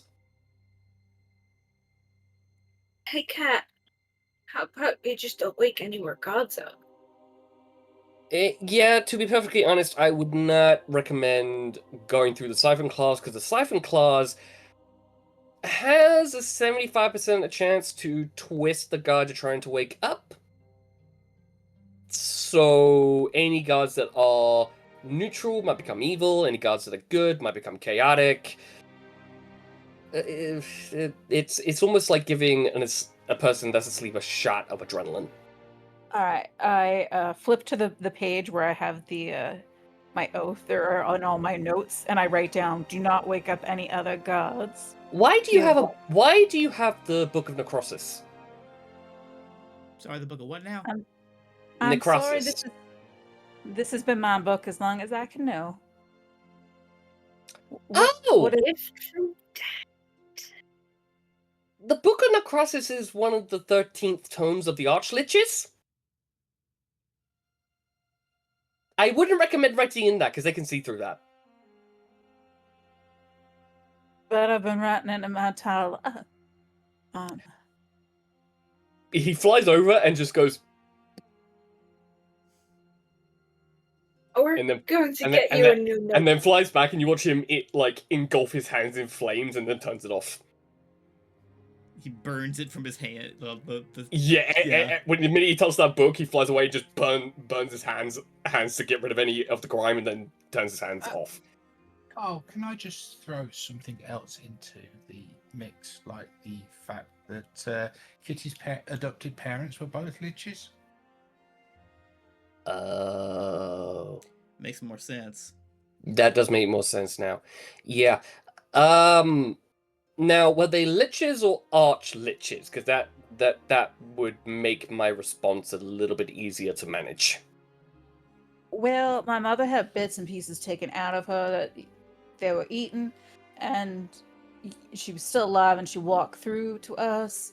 And Okay. The father was trying to harvest our souls or something. Lich. And the mother sounds like a lich. So they had a master. Well, I've never That's met anyone else in my Kitty, life. Kitty, What? your Yes. grandfather.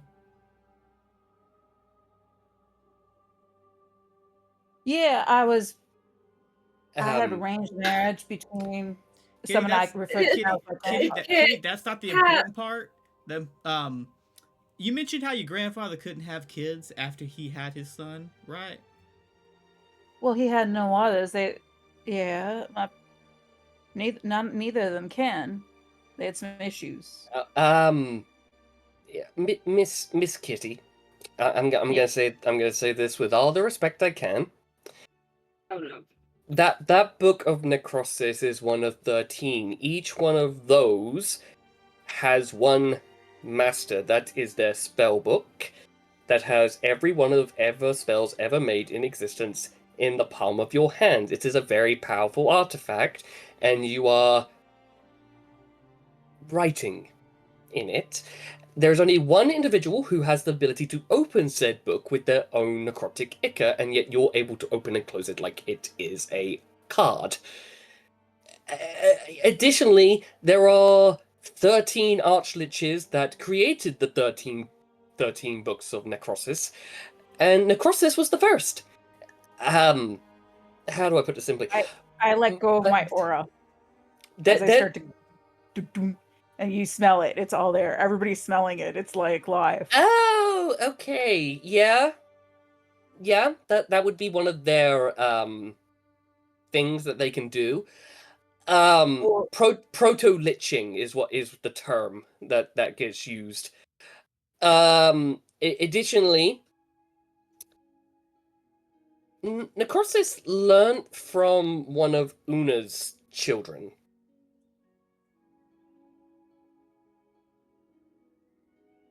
I'm sorry, I'm slightly confused. So recently I found out my kind is from the Shadowfell, and now I'm here, and this is all I've known. And now you're saying the people who raised me are archliches, but very dangerous archliches. No, the ones who raised you were turning you into a proto-lich so they could toss you over to the archlich to be a new apprentice. And then they would run. The archliches are very different to normal liches, quote unquote. I'm not an expertise in undead hierarchy. I can put a word in and have one of the more experienced legislators come and do a consultation. It might be good because I just take a couple of the bones in my hand and go and just cast, a spell on them, and they become a skeletal figure that's holding stuff for us that I don't want to hold anymore. Okay, yeah, I'm gonna put that word in. I'm gonna put that word in. That might be a good idea. I'm gonna. Yeah, you know what? I believe there is a Death Knight that I can get in contact with, who's part of our legislators, that might be able to have a bit more insight than me. Is he's at least as attractive as you all, Carl? And No, no. It's nice that you think that I'm attractive, but I'm gonna say this right now. He's a Death Knight, so not exactly a good-looking chap. But he's nice. I mean, He's nice if you don't account for the fact that he could kill you very painfully. I mean, I'm used to a lot of weird stuff. Given now that I found out I was raised by liches, and everything's pretty normal in my life. Okay, but before I descend back to do a bit more reading, a bit more legal paperwork, and bring up this to my higher ups and ask for consultation from other people. Oh, by the way, James, where did I put that note? Where did I put that note? Lyle says hi. Oh, Miles lovely. Yeah, his wife is baking cookies. Oh, that's so sweet. I know. Anyway, look, regicide clause, because you are here and you have the items to cure said individuals, to bring them back to reality and to life, basically makes the contract completely disintegrated. There's no way to sugarcoat it, which might explain why there are more corrupted being formed in the first layer of Comorta to make more powerful demons and devils by said individual.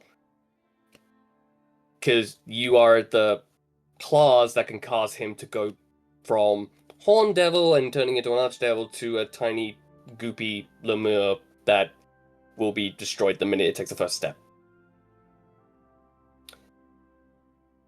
So there's reason for that. The court hearing, just FYI, you have witnesses, so unfortunately they'd all be pulled in with you. But That's I my will be bad. there. My bad, guys.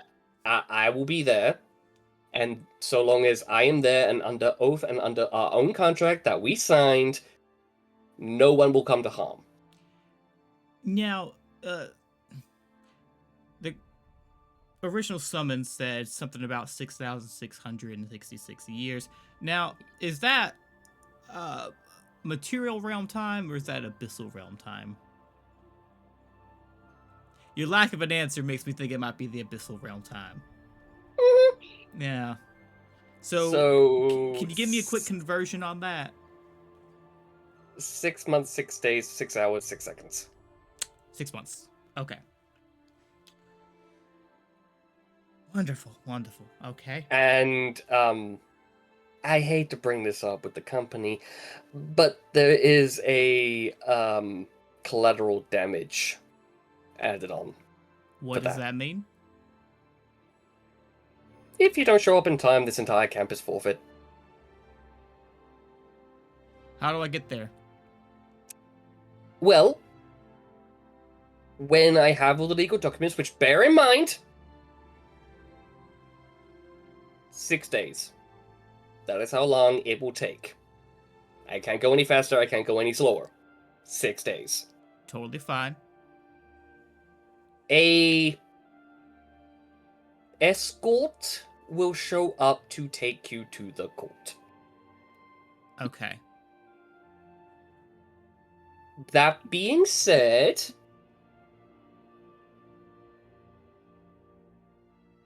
I am aware which 999 judges that will be appearing in the court.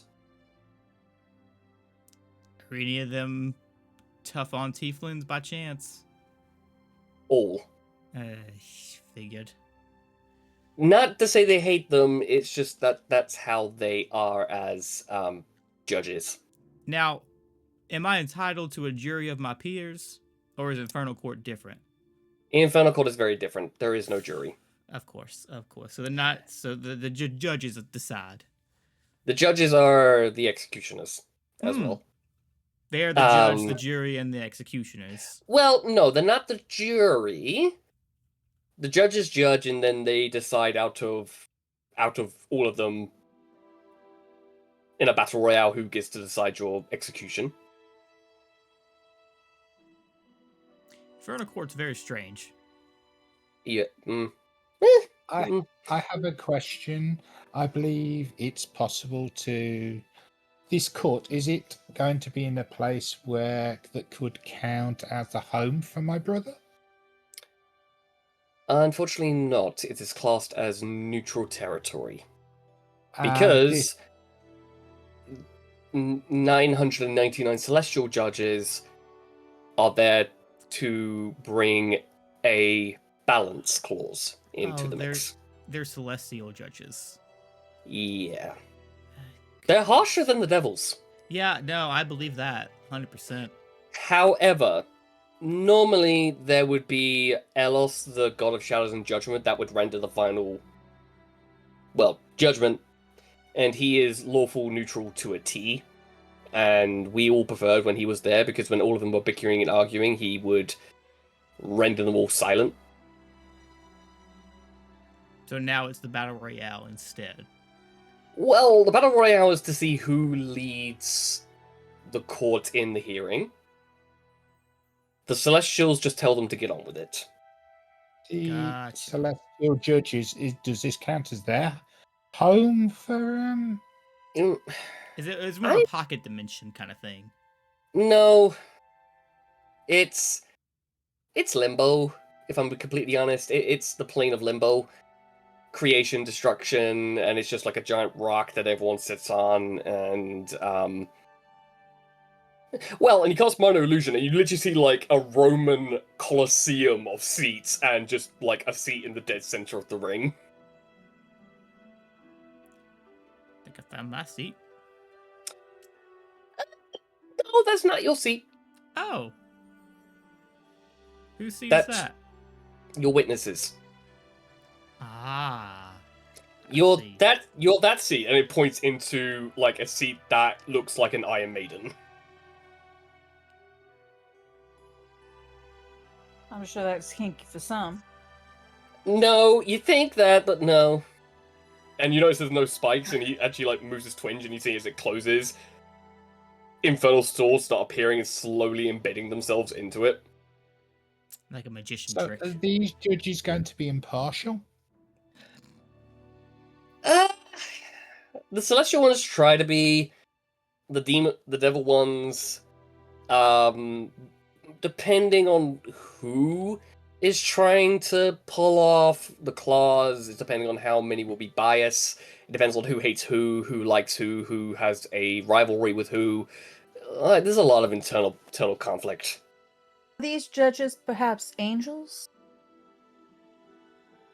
The celestial ones are? Oh, well, that's perfect. James and I have met one, so maybe you'll get lucky, James, and you'll be on the panel. I doubt it. I doubt We it. could hope. Which brings us to another question. You mentioned that you could sense celestial around me. Mhm. In what way? Fate. Okay. So I have a question about impartiality. Uh-huh. And she beckons him over to a table. And, well, she starts placing her remaining 9 prismatic grenades. Ooh. Would they guarantee impartiality? He like leans in, it's like, I'm not I entirely made them Okay. from a tree. They're leaves from a tree that I made by accident. Okay, well, I'm not entirely sure where you got quantum bombs, but I let one off when they were having that little argument between the 3 different factions, and it sort of sent them all back to wherever they came from. And I think some Oh. of the blast went through their portals back that way as well. That was you? Yeah, that was just one. Oh, there is Do so we much need more? there's so much collateral damage that was trying to be covered for that we're still repairing. I could try creating another one of those trees. if you need No. That'd be good. Look, these 9 here would do very little to nothing on impartiality when it comes to the judges. In fact, it might make them more partial against us. No, some would find it funny. Some would try to eat them. Some would eat them and it would do absolutely nothing to them. These beings have my fate in their hands. They do. Good. They would think it's funny. Also, you had your hand raised. He looks over at Daisy. Oh, well, Did you forget? You got this. Shit. I had a question. I had a question. I overheard a little something the other day. It was yesterday actually, because yesterday was a long day. I was hoping maybe you had some information about this because it kind of got someone worried about a demon prince. Mm-hmm. Do you have any information about said guy? Well, it depends on the demon prince. Is there a name? Hold on. Boy, let me see if I can get anything in my notes. I slowly Um, untake her hand and put it flat and take out the note to show at least that while Daisy's thinking. No, that note does not have something to do with it. It's a conversation I had with someone, yesterday before the catastrophic dinner. Oh. You know, to be fair, that's a good thing that you kind of destroyed that. Dubious. This demon prince is apparently turning feral rabble of demonic chaos into an actual fighting force. That's the quote I got.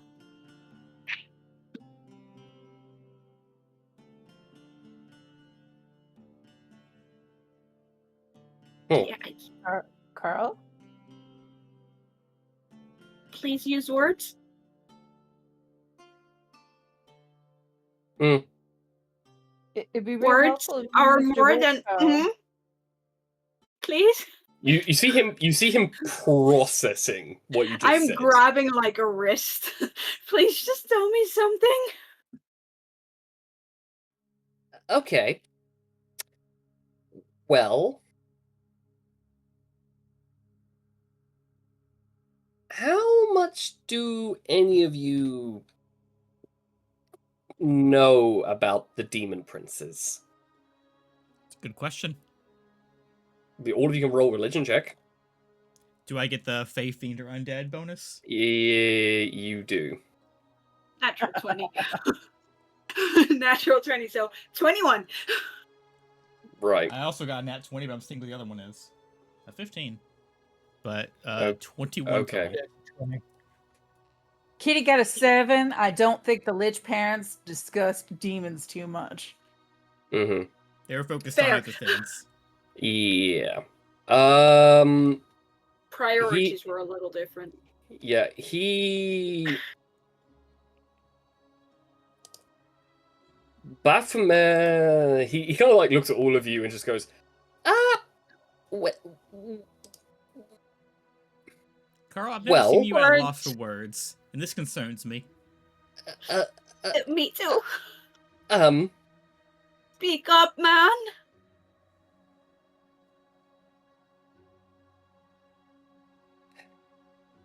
Take a deep breath, Carl. You got this. We can take it. No, we can't, but we're gonna have to. he opens his hand and casts minor illusion again, and I'm going to post the thing that he puts in the minor illusion. I'm so happy I've introduced this concept of using minor illusion to just show things. Becomes easier. It's a lot easier. Yeah. Oh, That's not pretty. have I seen anything like that before? Or heard of No, it? you have not. That means I have not either. Nope. Well, Oh no. No! this 12-foot tall individual is the Horned King, A king. the Prince of Beasts, Well, Baphomet. As he says that with like the look of like I'm really trying not to say it out loud, you hear the beasts of burden and the dogs outside whine and duck for cover. Oh, like just a general reaction from the name being said. Yeah. Oh, The name he whispered. it I holds missed that the much name, weight. so that's good. This individual, it is how the Minotaurs were created. He is one of Una's children. He is a war god War? in the demonic sense. He runs the 600th layer of the Abyss. An infinite labyrinth. They seem to have a thing for labyrinths. You know the Minotaur and Labyrinth, yeah, okay. Oh no, trust me, it's much worse than that. He's No, much worse. it He's makes much worse sense. than that. Yeah. Let's put it this way. He has a very strong following, and he cast minor illusion next to it of a symbol, and it's a symbol that is burnt into every corrupted's forehead. Oh no.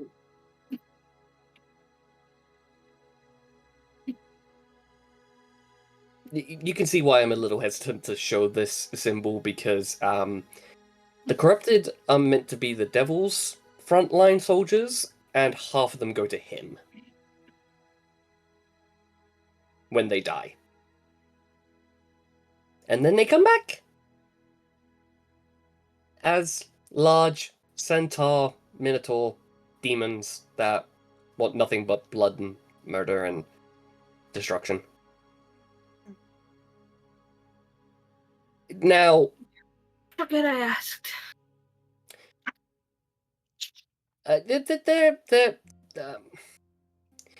he.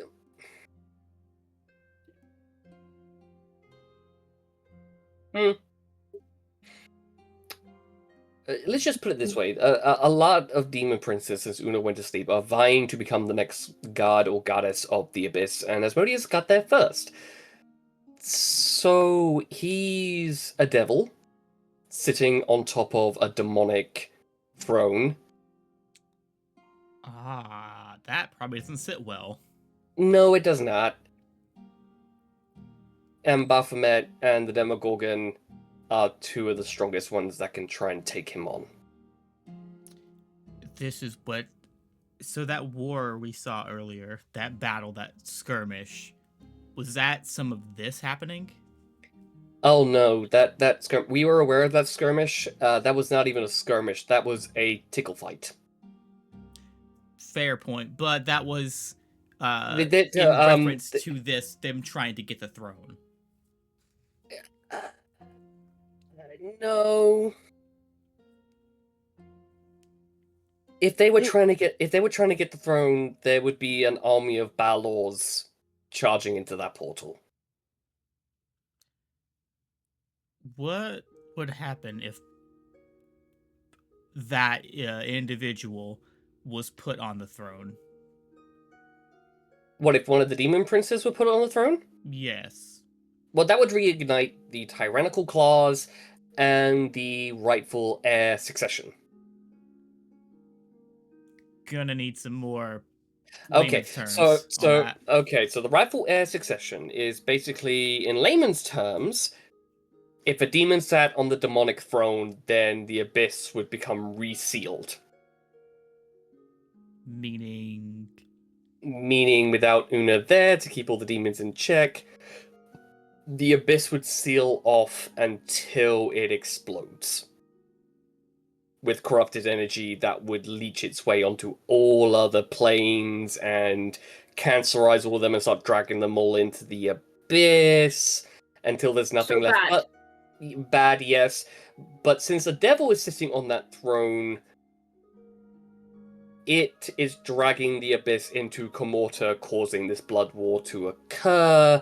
And when they clash together, they will explode, and the gates that keep all other things away will break open, and end of the world kind of deal. so Carl, So bad. I'm having trouble understanding, because it sounds like both options are bad, right?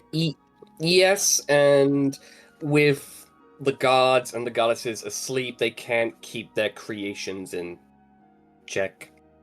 But how would we prevent? Because if we somehow got Asmodeus removed from the throne, one of the demon princes would most likely take it, right? Yeah, not necessarily. There would be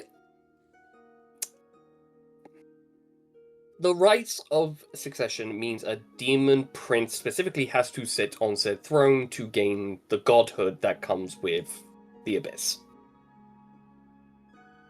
There are, can't believe I'm saying this, there are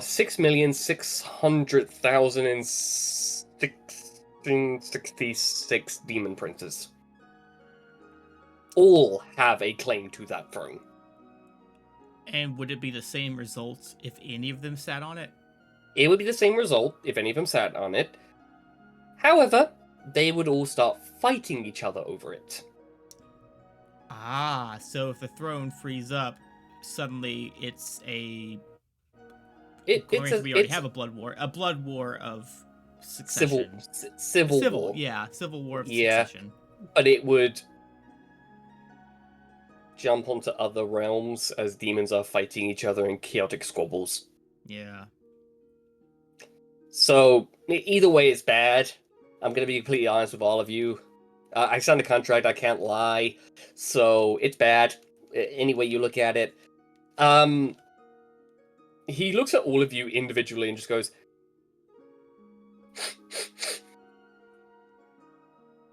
which one of you has a letter from a particular horror? He looks over at Daisy. May I? Why? He's a lawyer. No, He's a I friend. just want to know why. Because if you have said letter, I might be able to discern who sent it. Alright, just He's our know, lawyer. Sure. If our lawyer Well, asks he's to our see lawyer. he is. The reason why I am Oh, asking oh. is because, to be completely honest, secretly I am trying to figure out a way to get Una back on the throne so this blood war can stop so I can go back to writing my paperwork. But here's As the thing. he's doing that, I all the candles go from his little like anger bit and goes. A lot of I other- was just. It was another plane that you usually don't lawyer on, so I was just curious why you would want to have that. I would just like to know where my research can begin. Because I would like to know why my boss is asleep and unable to kick a spoiled infernal brat off her throne and spank all her children. So you know about them doing that thing? His eyes are now literally glowing with infernal fire. I was just kind of grasping through my pocket, just going through all the crumpled little pieces of paper that I've got in there. I think this is it. He gently takes it. Like, doesn't like rip it out of your hands, just like gently takes it. I didn't look at which note it was, so it's a probably 10% chance it's the right one. Is it a love letter from Kitty? It's a love letter with a portrait. Take that Can I back. see? Thank you. Oh. He literally goes, You're gonna have to pry that off my cold dad buddy, James. I know which portrait I've it is. been to and more that- of them. I try and give her one every couple of days. So That's why it's a like. I just kind of dig through. it's the kind of fourth. It's feeling the for fourth. texture. It's the fourth letter on the left. No, it's not. The one with the super sniffer probably knows. It's all one big crumpled mess in here, and she kind of dig out the. Yeah, this He paper specializes is in texturally. paperwork. It's not a Yeah, crumpled wait. mess to him. It stinks. You see him stop there for a moment, and you see like black blood begin to pour out of his left nostril. Oh, Carl, you good? That's bad. His eye starts twitching, and like black blood starts pouring out of his ears. Carl. Gonna Carl? gently just grab the note. I'm fine. No, you're not. You're I'm not. fine. No, you're not. I'm fine. No, I you're checked not. to see if I can help Carl out with healing of any type. Is my eye twitching? Both Yes. of them are, Yep. yeah. Okay. You also got some blood coming out your ears and your nose. That's not I'm blood. not sure it's blood. Oh. That's my brain. Okay, I'm gonna do a medicine check to see if I can help him out. It takes a minute, but if you cast Healing Word on him, Yeah. he'll heal. Because I I'm look not down- gonna lie, he took 25 points of psychic damage. Well, Just from sniffing I- it? Damn. Yep. I look at Carl and I'm like, I learned something. I'm afraid I'm gonna touch you, and I touch him gently, and I cast Cure Wounds. You watch as parts of his brain matter goes like back into his ears and back up his nose. He Yeah, just you need that. and sucks it back up his nose. That's It gave him 13 healing back. fine. That's fair. He goes, okay. Creatures of the deep. Does that term mean anything to you? Or any of you? Does it? Well, those from the deep. Yeah, Monst- I mean, monst- I've got a few notes in my bag from that. Yeah. The creatures from the deep. The monsters from the deep. Yeah. Do I know anything more than just the 3 notes I've got in my pocket? Kitty, James, and Daisy all roll a intelligence saving throw with advantage. Oh. Oh I'm no. not good at that one. I don't. I'm gonna point this out. Nothing bad is gonna happen. This is just that if you get a spark of memory. 22. Intelligence save. 13. 13. That one's cocked. It's advantage as well. Natural 20. Okay. 25. The DC was 10, just FYI. Well, I can't help what my dice roll. Well, no, I'm just saying, just for James's knowledge. As soon as he says that, it almost feels like a mind spike going into the center of your brain. Oh, that's gonna hurt. It doesn't hurt. That's the sensation you feel when you held onto the elder brain tendrils and got the truth from the far realm. Shit. When you got truths, a hidden layer, as your mind was wandering through the thousands upon thousands upon thousands of illithid brains merged into one.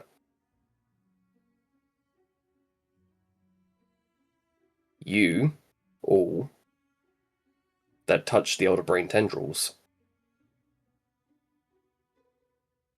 The monsters of the deep, translated into deep speech, and translated back out into common, means grand design.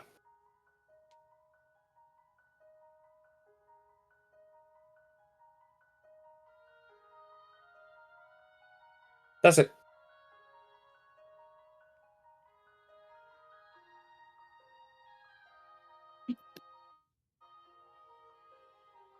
As he looks at all of you going, ah. So I take it some of you are aware of that said term. We had a bit of a run-in with an elder brain. Well, I'm quite surprised all of you survived. I If think not we a little were bit. a bit beneath this notice, to be fair. Be fair, I opened up a portal by accident. You know what? You're gonna give me a Yeah, heart attack she does- in my 3 hearts. I just Yeah. I already got so much blood pumping in my body. Well, you kind of you should understand it though. You saw that book. Actually, So you should yeah, understand that some things don't work for me very well. her book's written like a Yeah. recipe book. I figured there was something else to it. I didn't know Well, what. that's the book of Necrosis, Right. the book of the Archliches. There's Why that. is it written like that? If you were a spellcaster and you had a spell book, and someone else stole that spell book, you would want it encoded or encrypted. Fair point. And considering that particular book, it would appear like anything that would consider mundane to you. Ah, so it appears this way I mean, to anyone but the owner. Yeah. So the fact that I cast Druidcraft and I learnt it from the book and the portal opened seems now normal to me. No, it means that you decoded a letter or a sigil by accident.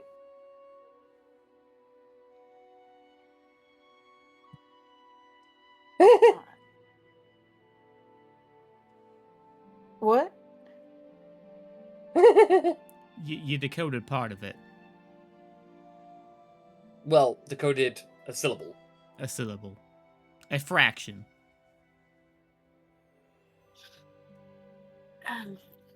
So, Say say again, sorry. if she decodes the rest of it. Oh, your companion here would have access to every necromancy spell known to mortal and immortal kind. Well, okay, the last thing I figured out was what I just did to you and I healed you. Yeah, most healing spells in the older times were considered necromancy. It's a reversal on necromancy, kind of inverse, right? No, not necessarily, because it prolongs life. Oh yeah. I mean, most healing spells are either classed as a type of like evocation or enchantment, but back thousands and thousands and thousands of years ago, it was classed as necrotic. Same with resurrection spells and reincarnation spells, and but there were pros and cons to necromancy. Oh, That might explain none of why I you would happen can't- to know any grey necromancers, would you? What's a grey necromancer? I mean, Kitty's Okay. kind of gray. No, not that. They're a league of liches that fight liches. No. Can't say I do. They okay. Well, a half demigod friend there seems to be out of his mind, so he might know someone. Let's put it this way: grey necromancers are on the side of good. They were wights and liches that gained sentience away from their masters, revolted, and kicked the archliches into wherever they went. They would have, and this is me giving you consultation. I'm making that very clear. Rumor has it that they know how to decode books like that. Question. Would we want to decode a book like that? Yes, because they'd be able to show you how to use it in a good way. They would be able to show you how to use it. They would also ask you to hand it over to them so they can put it under lock and key away from the rest of the world. They wouldn't use it. They would want it destroyed, but it can't be destroyed because if you destroy it, it goes back to its owner. Why would the original owner give it to Kitty? I don't think it was given willingly. Kitty, did you take that? I mean, good on you if you did, but No, what I mean is, if it was her grandfather that took it, he was the original apprentice, trained the two, that then we're going to train the one. Just and as then a the kiddie. one was gonna go. So it would go to her grandfather's boss then. Yeah. Oh, Wait a second. So this would also make understanding my parents are real keen on me having many children very soon. And I was allowed to take a husband and a wife. And they were real kosher with the idea that I could love whoever I wanted. Didn't your father kill your suitors though? Well, I know one of them. That, if my limited knowledge of lichdom is anything to go by, it was to start the formula to make a phylactery. Yeah, you explained phylacteries last time we talked. I remember that. Yeah, the phylacteries can be anything, and if he was murdering your suitors, it means that he was using you to lure them in to make you a phylactery so you could take their place. So do I have a? No, because you're here and you have your soul. Okay. That's the But difference. I also do this, and I like bounce out, and I teleport to the other side of Daisy, Well, that's and I that's go. just well, yeah, that's a shadow elf ability. Okay, good. Because now I was scared that that might also be a thing. No, But that comes from the Shadowfell. I've never been to the Shadowfell. I've only heard about it like yesterday for the first time. Oh, he literally just goes and casts programmed illusion, Damn. and you see a barren, like grey and slightly white sand dunes that are blowing dust in the wind. You see ruined structures, and it's programmed illusion. So you look around and you realize all of you are standing in a programmed illusion of the Shadowfell, and like off in the distance, 3 days away, you see a destroyed town. You turn and you don't see any mountains. You see it goes on and on and on and on, and you see ruins where the original cities were. The Shadowfell is a mirror, much like the Feywild is. Whereas the Feywild, he clicks his fingers and it switches over to the Feywild, and you see prismatic color everywhere, and it's like bright lights and all sorts.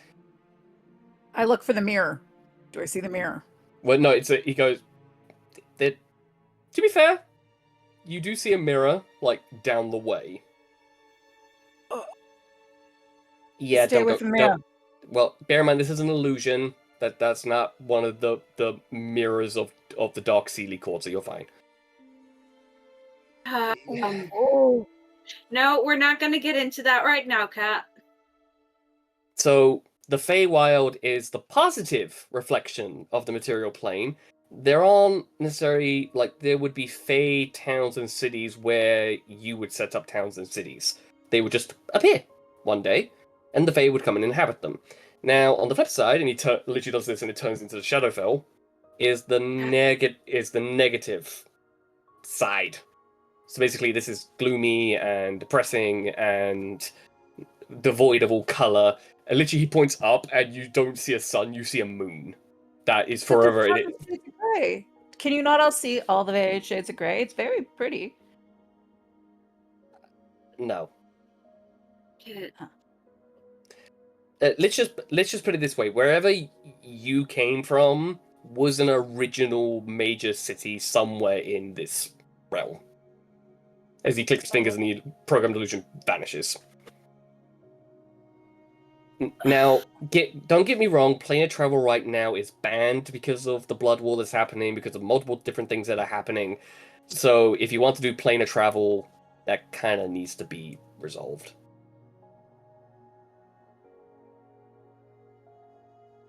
I mean, they were both real pretty, but I don't know what all you're saying by thinking it was kind of bleak.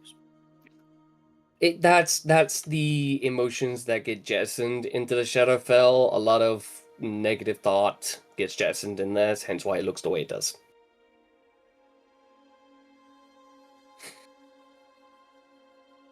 A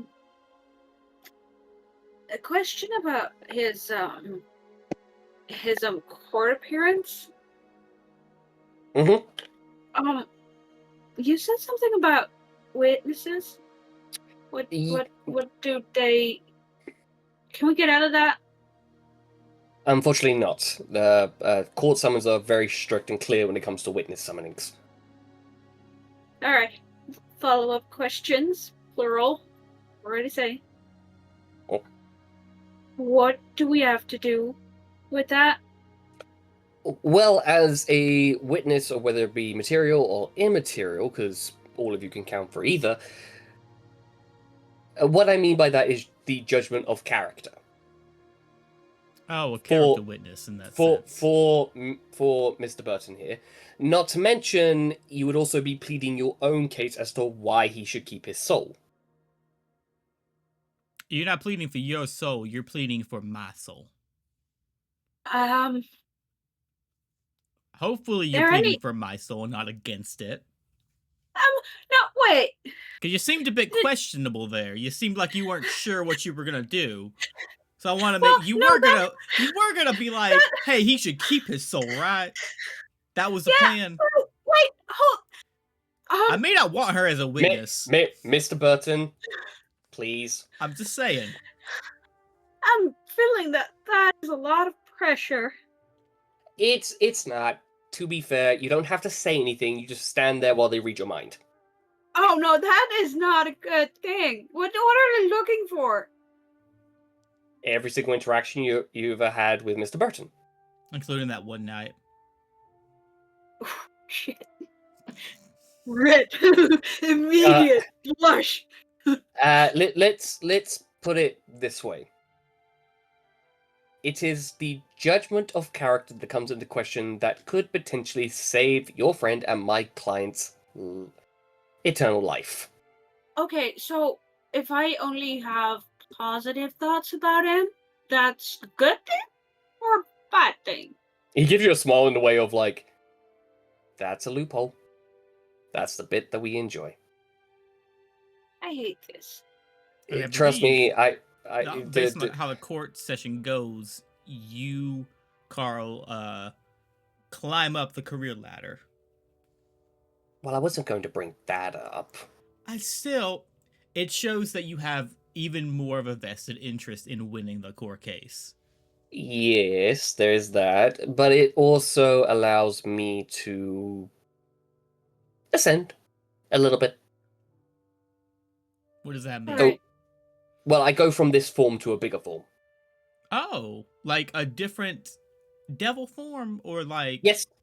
Oh, Oh, what would you become? Which devil form? Oh, a pit fiend. Ooh, that's quite the jump. I know, and I'd be able to rip this tie out of my throat.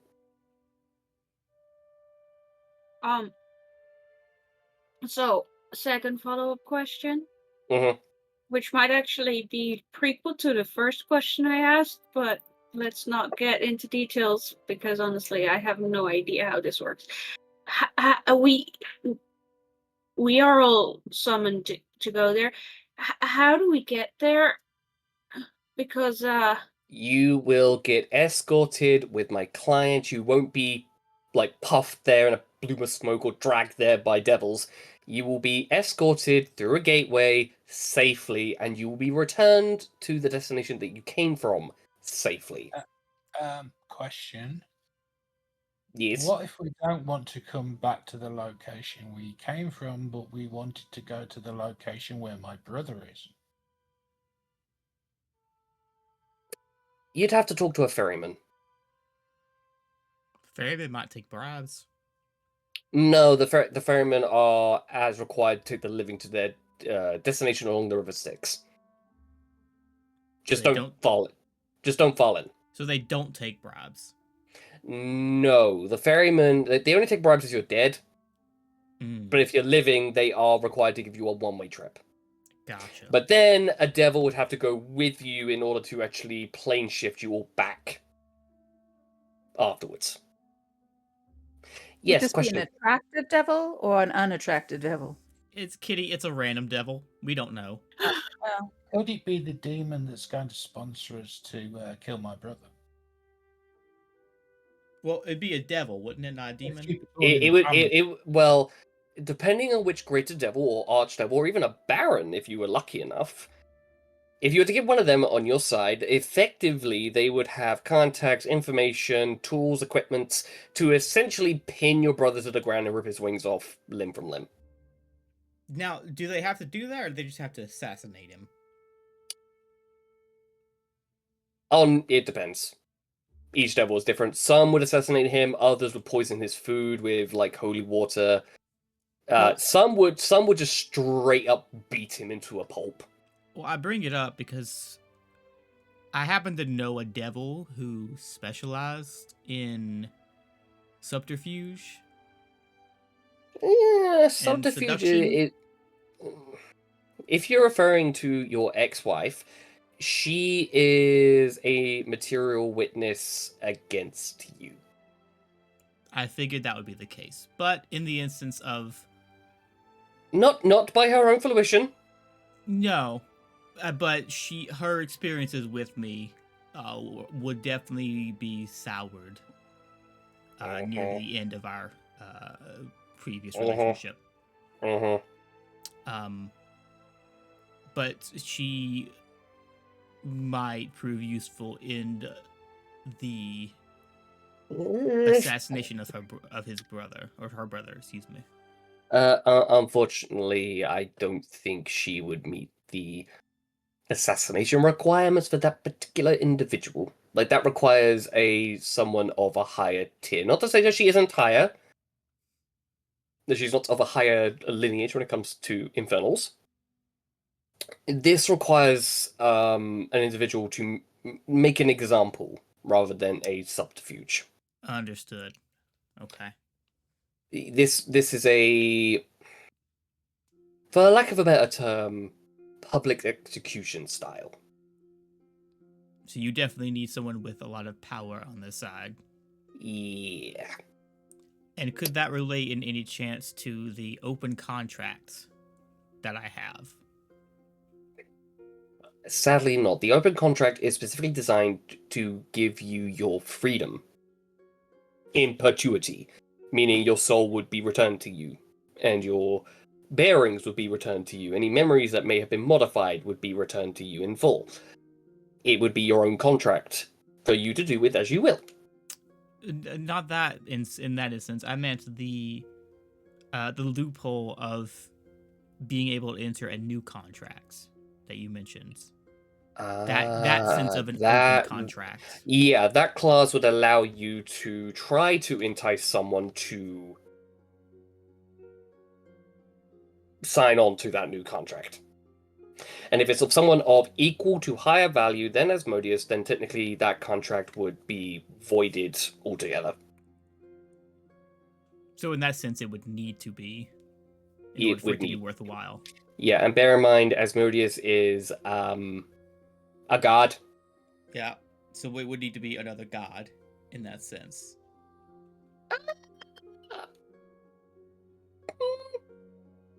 Now, see, Carl, you're making noises, and you're not saying yes, it'd have to be a god. You're saying your noises say maybe. You see him trying to talk, like physically. He's like, Didn't you sound? he just like rips out his own tongue. He rips out his own tongue as a new one grows. Didn't you sign a contract to tell the truth? I reach out for the tongue. No, to be fair, you look at it and there's infernal writing all around the tongue. You don't want this. Like tosses it and it just bursts into a puff of smoke. That might be another contract Carl is under when it comes to discussing things like this. Yeah, by temporary, the more I talk, the more the contract forms. Yes, a god of equal standing could work.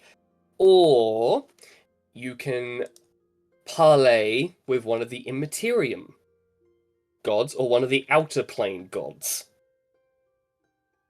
The outer plane gods fit into every single category. They don't follow a single code of law. For instance, this vampire god you speak of is one of the outer gods. The werewolf goddess that you mentioned is also one of the outer gods. There is a god of ruin, a god of hope, an entity that created angels, a goddess of inquisition and doubt, the entity of luck and fate that I mentioned that has the sent blessing on your friend. There are outer gods that supersede other gods because they literally carry reality. Like, there is literally a goddess of reality in the tangible that if you were to get her on your side, whatever whatever the contract would state, would she be able to make real? There's also a goddess of mystery and portent, the divinity who watches the divine. If you got the Watcher, he would be a humongous aid.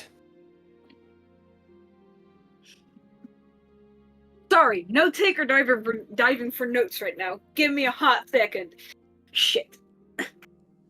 Now, I mean, for just my personal thing, and my life experiences, is there an outer god or goddess of I'm gonna be frank, seduction, sex, lust? yes and no. That would be the Fates entity, the entity of pure emotion. Okay, so it's more of a ruler of emotion in general. Yeah. Understood. Well, I mean, there is also, the gods of reality and the tangible also has that. There's the god of the god of chaos and instinct also falls into that category. Well, I mean, there's always Dreamweaver, Dreamweaver. the god of mania and nightmares. Ah. He's ostracized by everyone, so that's a no. What he do to get ostracized? Crete started the War of Tears, at least that's the rumors. Oh. Ugh. Corrupted 12 guards with his own mania. Not dude. That's not good. One of them is the matron of the Void Halls. So what was yes. she before she was corrupted? Oh, she was just the goddess of the abyss before she took on her sadistic side. I see. Yes, yes, illustrious note taker. Have you found your notes? Not the one I was looking for, actually. Okay. What happened to your notebook? You had a whole notebook that was like. I think this was pre-notebook. Oh, was This it? is not. Yeah, I've got notebook, but this was indeed pre-notebook. Oh no. Yeah, this is pre-organization, so this is just the manic. This was the moment where I started to take notes, so it was in this old college block that fell apart. Oh god.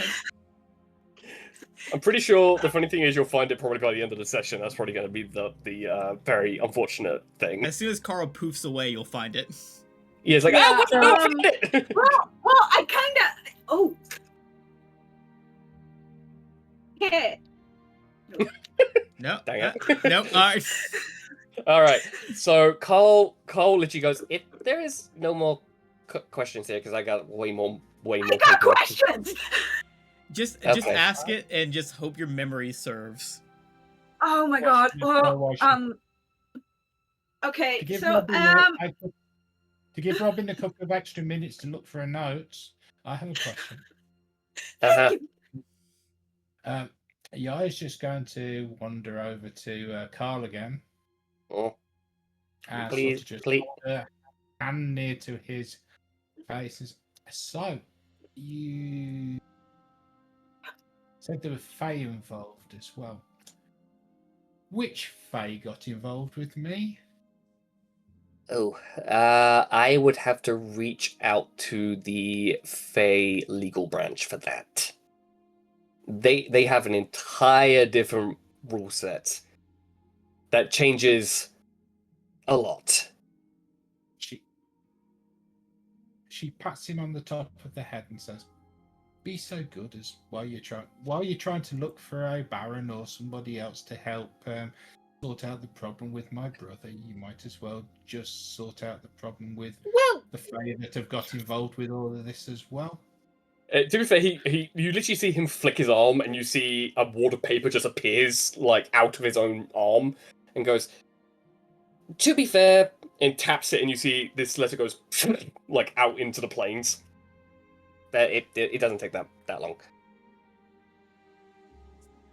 So in the span of like 3 working days, a Fey representative will get in touch. What is yes. this? Well, here's the thing. It depends on which Fae takes an interest in the legal sense to answer the summons for a consultation. It could be an Archfey. It could be a standard Fae. It could be a Seelie Fae. Could be the High King of the Feywild, for all you know. It really does depend. Alright, that was not any of my questions. Okay. Fire away. Well, okay, so, as mentioned, someone woke up a few, godlike creatures.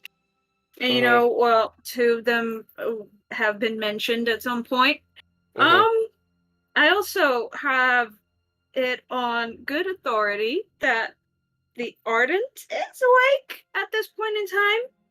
You see him scratching, and you see him embed his fingers into his own neck. What? I've been told that this one would come to visit. So far, not yet. But all right. Anyway, usually does it in dreams, and I haven't been dreaming a lot lately, so maybe that has something to do with it. But anyway, doesn't matter. And the other one was like the goddess of hope. You see him pull his fingers out at that point with almost like a relaxed sigh. Okay, that's good. Well, The Arden is the entity of luck and fate. that's what she said. Y- It's just seeing that coin roll. I don't get it. I don't get the joke. What do you mean that's what she's... Well, Sorry.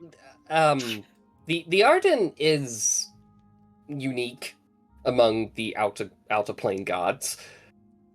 They are an interesting bunch because there's more than one. The goddess of hope. If she makes an appearance, all of you will feel like all your problems are solved.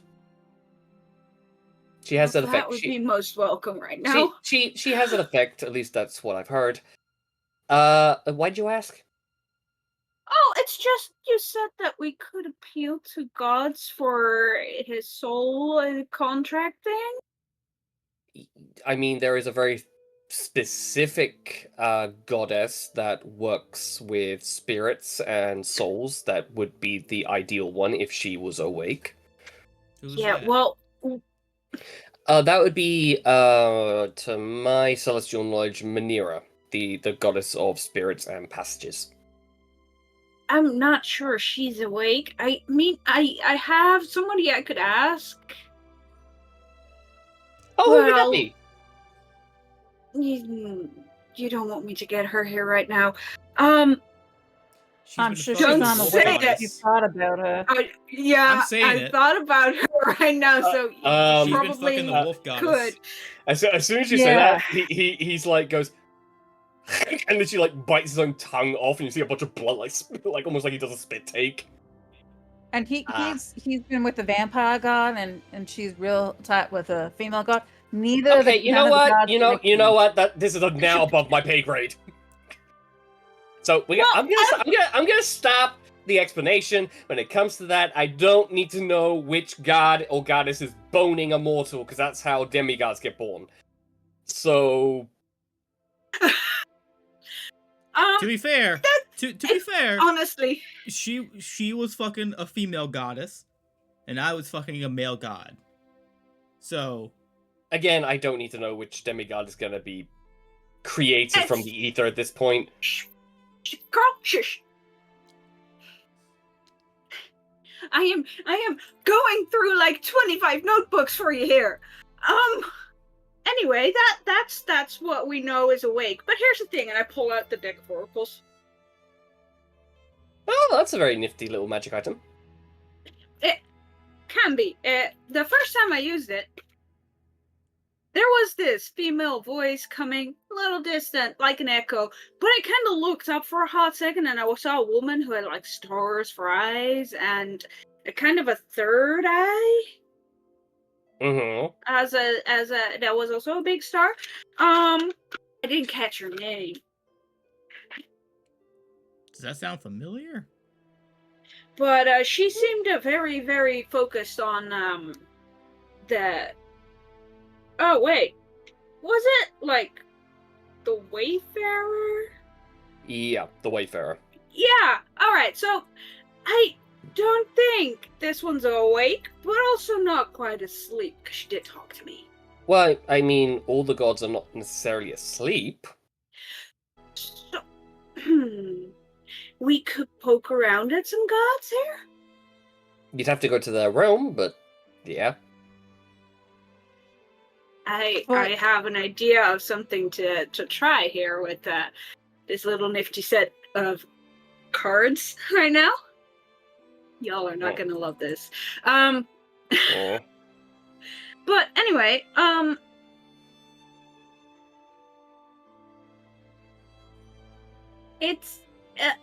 it's possible to just ask one of them to kind of take over his contract. It doesn't have to be the one of souls. That would be the ideal one. I get that. But Well, it doesn't have to be. any celestial god, goddess, titan, demigod, gargantuan monster of any kind of power and status can take a contract. Wait. So the dude that we met in the caves in the that Not in house his there. right mind right now. So they can take the contract, but from my understanding, in order for it to nullify my previous contract, it needs to be someone of equal standing or greater Yeah. to my current contract. Anyone can take the contract, but if you want the previous contract to be null and void and be put into so much dispute that it would be an open shut case, you would need someone of equal standing. Would the ones I mentioned be of that standing? In the grand going in the grand pantheon of the gods and goddesses, with Una not being at the lower plane temple and Asmodeus being there, you would need one of the 12 from the lower god section that would be of equal standing. And these are not that. These are lower. These are outer. Yeah, those are the outer gods. They are, I guess, what you can class as neutral. So who would the lower gods be? Well, Elos, the god of shadows and judgment, who I mentioned. Nerthar, the god of trickery and journeys. Martris, the god of betrayal and poisons. The Bleak Emperor, the Weeping Woman. Zelina, the goddess of the weave and discourse. Vudis, the god of secrets and the rites of banishment. Paldirith, the goddess of chromatic dragons and ice. Zota, the goddess of pain and loss. Vanir, the goddess of calamity and sight. Lerthar, the god of the void and assassins. So, if I could be completely frank, Lerthar would be your best bet. I was thinking, because I feel like there's overlap between Una and Lerthar. Well, here's the thing about Lerthar. He's actually not bad. What would happen if he took over the throne? Oh, he'd absorb the abyss into the void, and the abyss would no longer exist. That bear sounds mind, like a... Well, and bear in mind, my pocket dimension is attached to the abyss. Oh, never mind then. So I would no longer exist. Well, could we get you out of that? The other to happen that you'd still exist. Una would have to sit back on the throne. Oh. Okay, let's not go too political on that, because that honestly feels like a little more politics than I'm ready for. I don't know why that's just so funny to me. Just let's not get too political here. We're talking about gods and goddesses and shit. Gods, goddesses, and legal ramifications of planar realms. It's like it's too political. Yeah, no. I'm gonna just say that I'm gonna see if I can get in touch with one of those gods or goddesses you mentioned and see if I can poke one of them into helping us out. Okay, so Well, hang on. Hold on. It's been said out loud now, so it's been set in stone. So before anyone says anything, I'm gonna be in a fuckload of trouble. Well, here's the thing. Here's the thing. Okay. It was nice knowing y'all. So, additionally, Oh, no. okay. So you want to eat. So I take it you don't want to use the illustrations to see the next 7 days. You want to use the divination ritual. I want to use the divination ritual. I want to kind of see if I can, because the first time I used them, it was like getting in touch to just sort of, and I heard someone talk to me. I would do this after Carl leaves, probably, but I'm just. I feel like having our lawyer present for a potential contract signing would be good. Fair point. But I just kind of like want to see if I can get back in touch with whomever that was to just. Well, the Wayfarer is not part of the lower planes gods. They are part of the outer plane gods. Yes, but they might actually be able to sort of roll a d12. Roll a d12. Oh, Christ! I'm gonna die. I'm also gonna point out that while the end goal of this is of eradicating my current contract being held by Asmodeus, it does require signing a new contract, which can have all kinds of different ramifications. That's why I'm saying, like, if we need someone to sign you seem way too eager to just get me onto another contract. I'm just saying, like, there's worse people to have contracts with than some of the gods that we've been talking to. That's what I'm going at. I could just have no contract. I could just not have a contract. I'm just going to see if I'm poking at all the possibilities that's going to happen. Death might be one of the better ones. I had a whole death-related questionnaire for Carl, but apparently we're doing the god shit first. Daisy, I literally lost my daughter trying to get out of my previous contract, and now we're trying to get me into a new one. Want to point that out? I'm trying to get God help here. Not saying contract help in another way. You don't know where I'm poking yet. You poke sleeping gods. Yeah. Well, I'm not kidding. I'll be fine. Will they be hearing whatever conversation I'm having? Roll and find out. Oh no. D12, right? If it is pertinent, she is wearing that amulet against. Yeah. It wouldn't help. Okay. What'd you get? 4. That's just determining which god it is. And before you say what it is, I'm going to try and remember, because you told them to us in order, and I'm assuming you're going from that order. The fourth one. I'm screwed. Oh, the Bleak Emperor was around there. That was number 4, wasn't it? Yep. I'm like, oh shit, Bleak Emperor was like 3 or 4. Oh no. Oh, fuck. Time to be cute. The god, to be cute. The god of laws and the hells. I mean, so you reach out, and for all of you, even for the tieflings in our group, the ones with infernal blood in their system, you feel the heat first. Your blood feels like it's starting to boil. For your Shadowkai companion, you start to build up a sweat, and it starts to get uncomfortable, and it starts to get irritating, and it starts. I'm just gonna flee. No, you sit. Right. You sit yourself back down. Does this include the remains of the tiefling in Yara as well, or? This includes, yeah, and your blood's also all kind of freaking out right now. Yep. However, with your vampiric side, it feels like you are staring down at the edge of a star. Like, it doesn't feel good. And cool. all of you feel the ground begin to shake and rumble as something gets woken up. I had formal clothing on. I've gone back to the way Kitty wears loincloths because it's too hot. Nope. Fair. Did you change in the middle of this? I'm hot. You start stripping off in the middle of it. Yeah. It's Kitty! Kitty doesn't care. It's Kitty! She don't care! Can I reroll? No. The deed is done.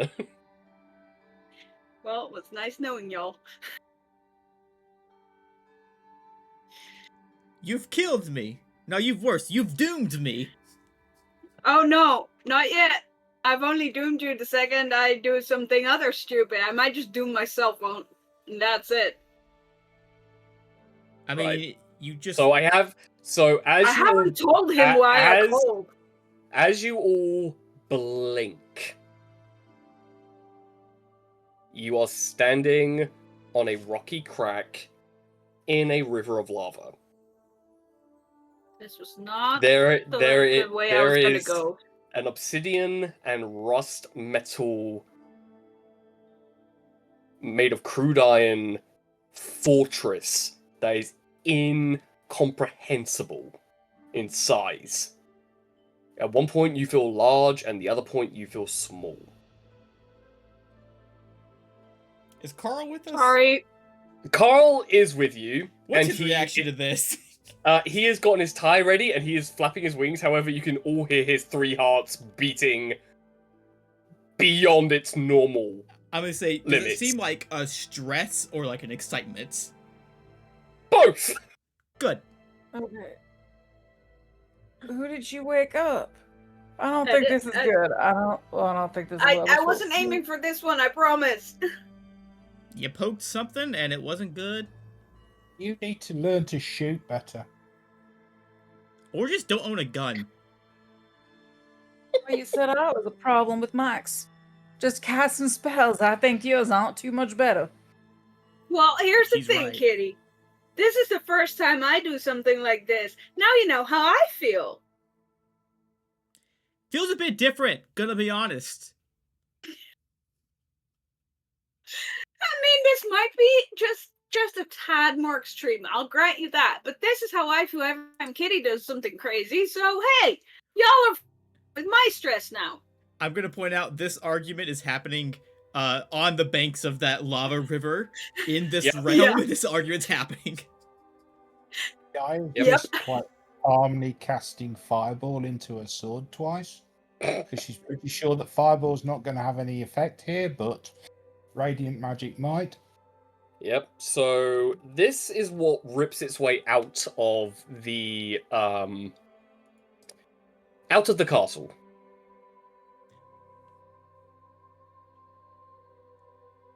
Can I just kind of shuffle the deck back into a pocket and just kind of go like, nope. As you Lean see, me over. you see Carl literally go behind James. As it happened as the Bleak Emperor rips his way out of his castle, cracking all the bones and added bones you didn't want to hear, as they sound like screaming souls in pain, like ripping their way out of his bones and ligaments and tendons. As he goes, I might have screwed up a little bit. Daisy, you woke up the Bleak Emperor without any kind of checks or balance. "Who I woke me? I'll just take the blame here. You woke me. How fascinating."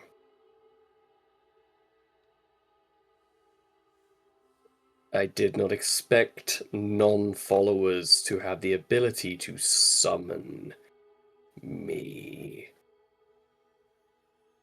Well, to be honest, I didn't expect it to work. Fascinating. Times have changed around here.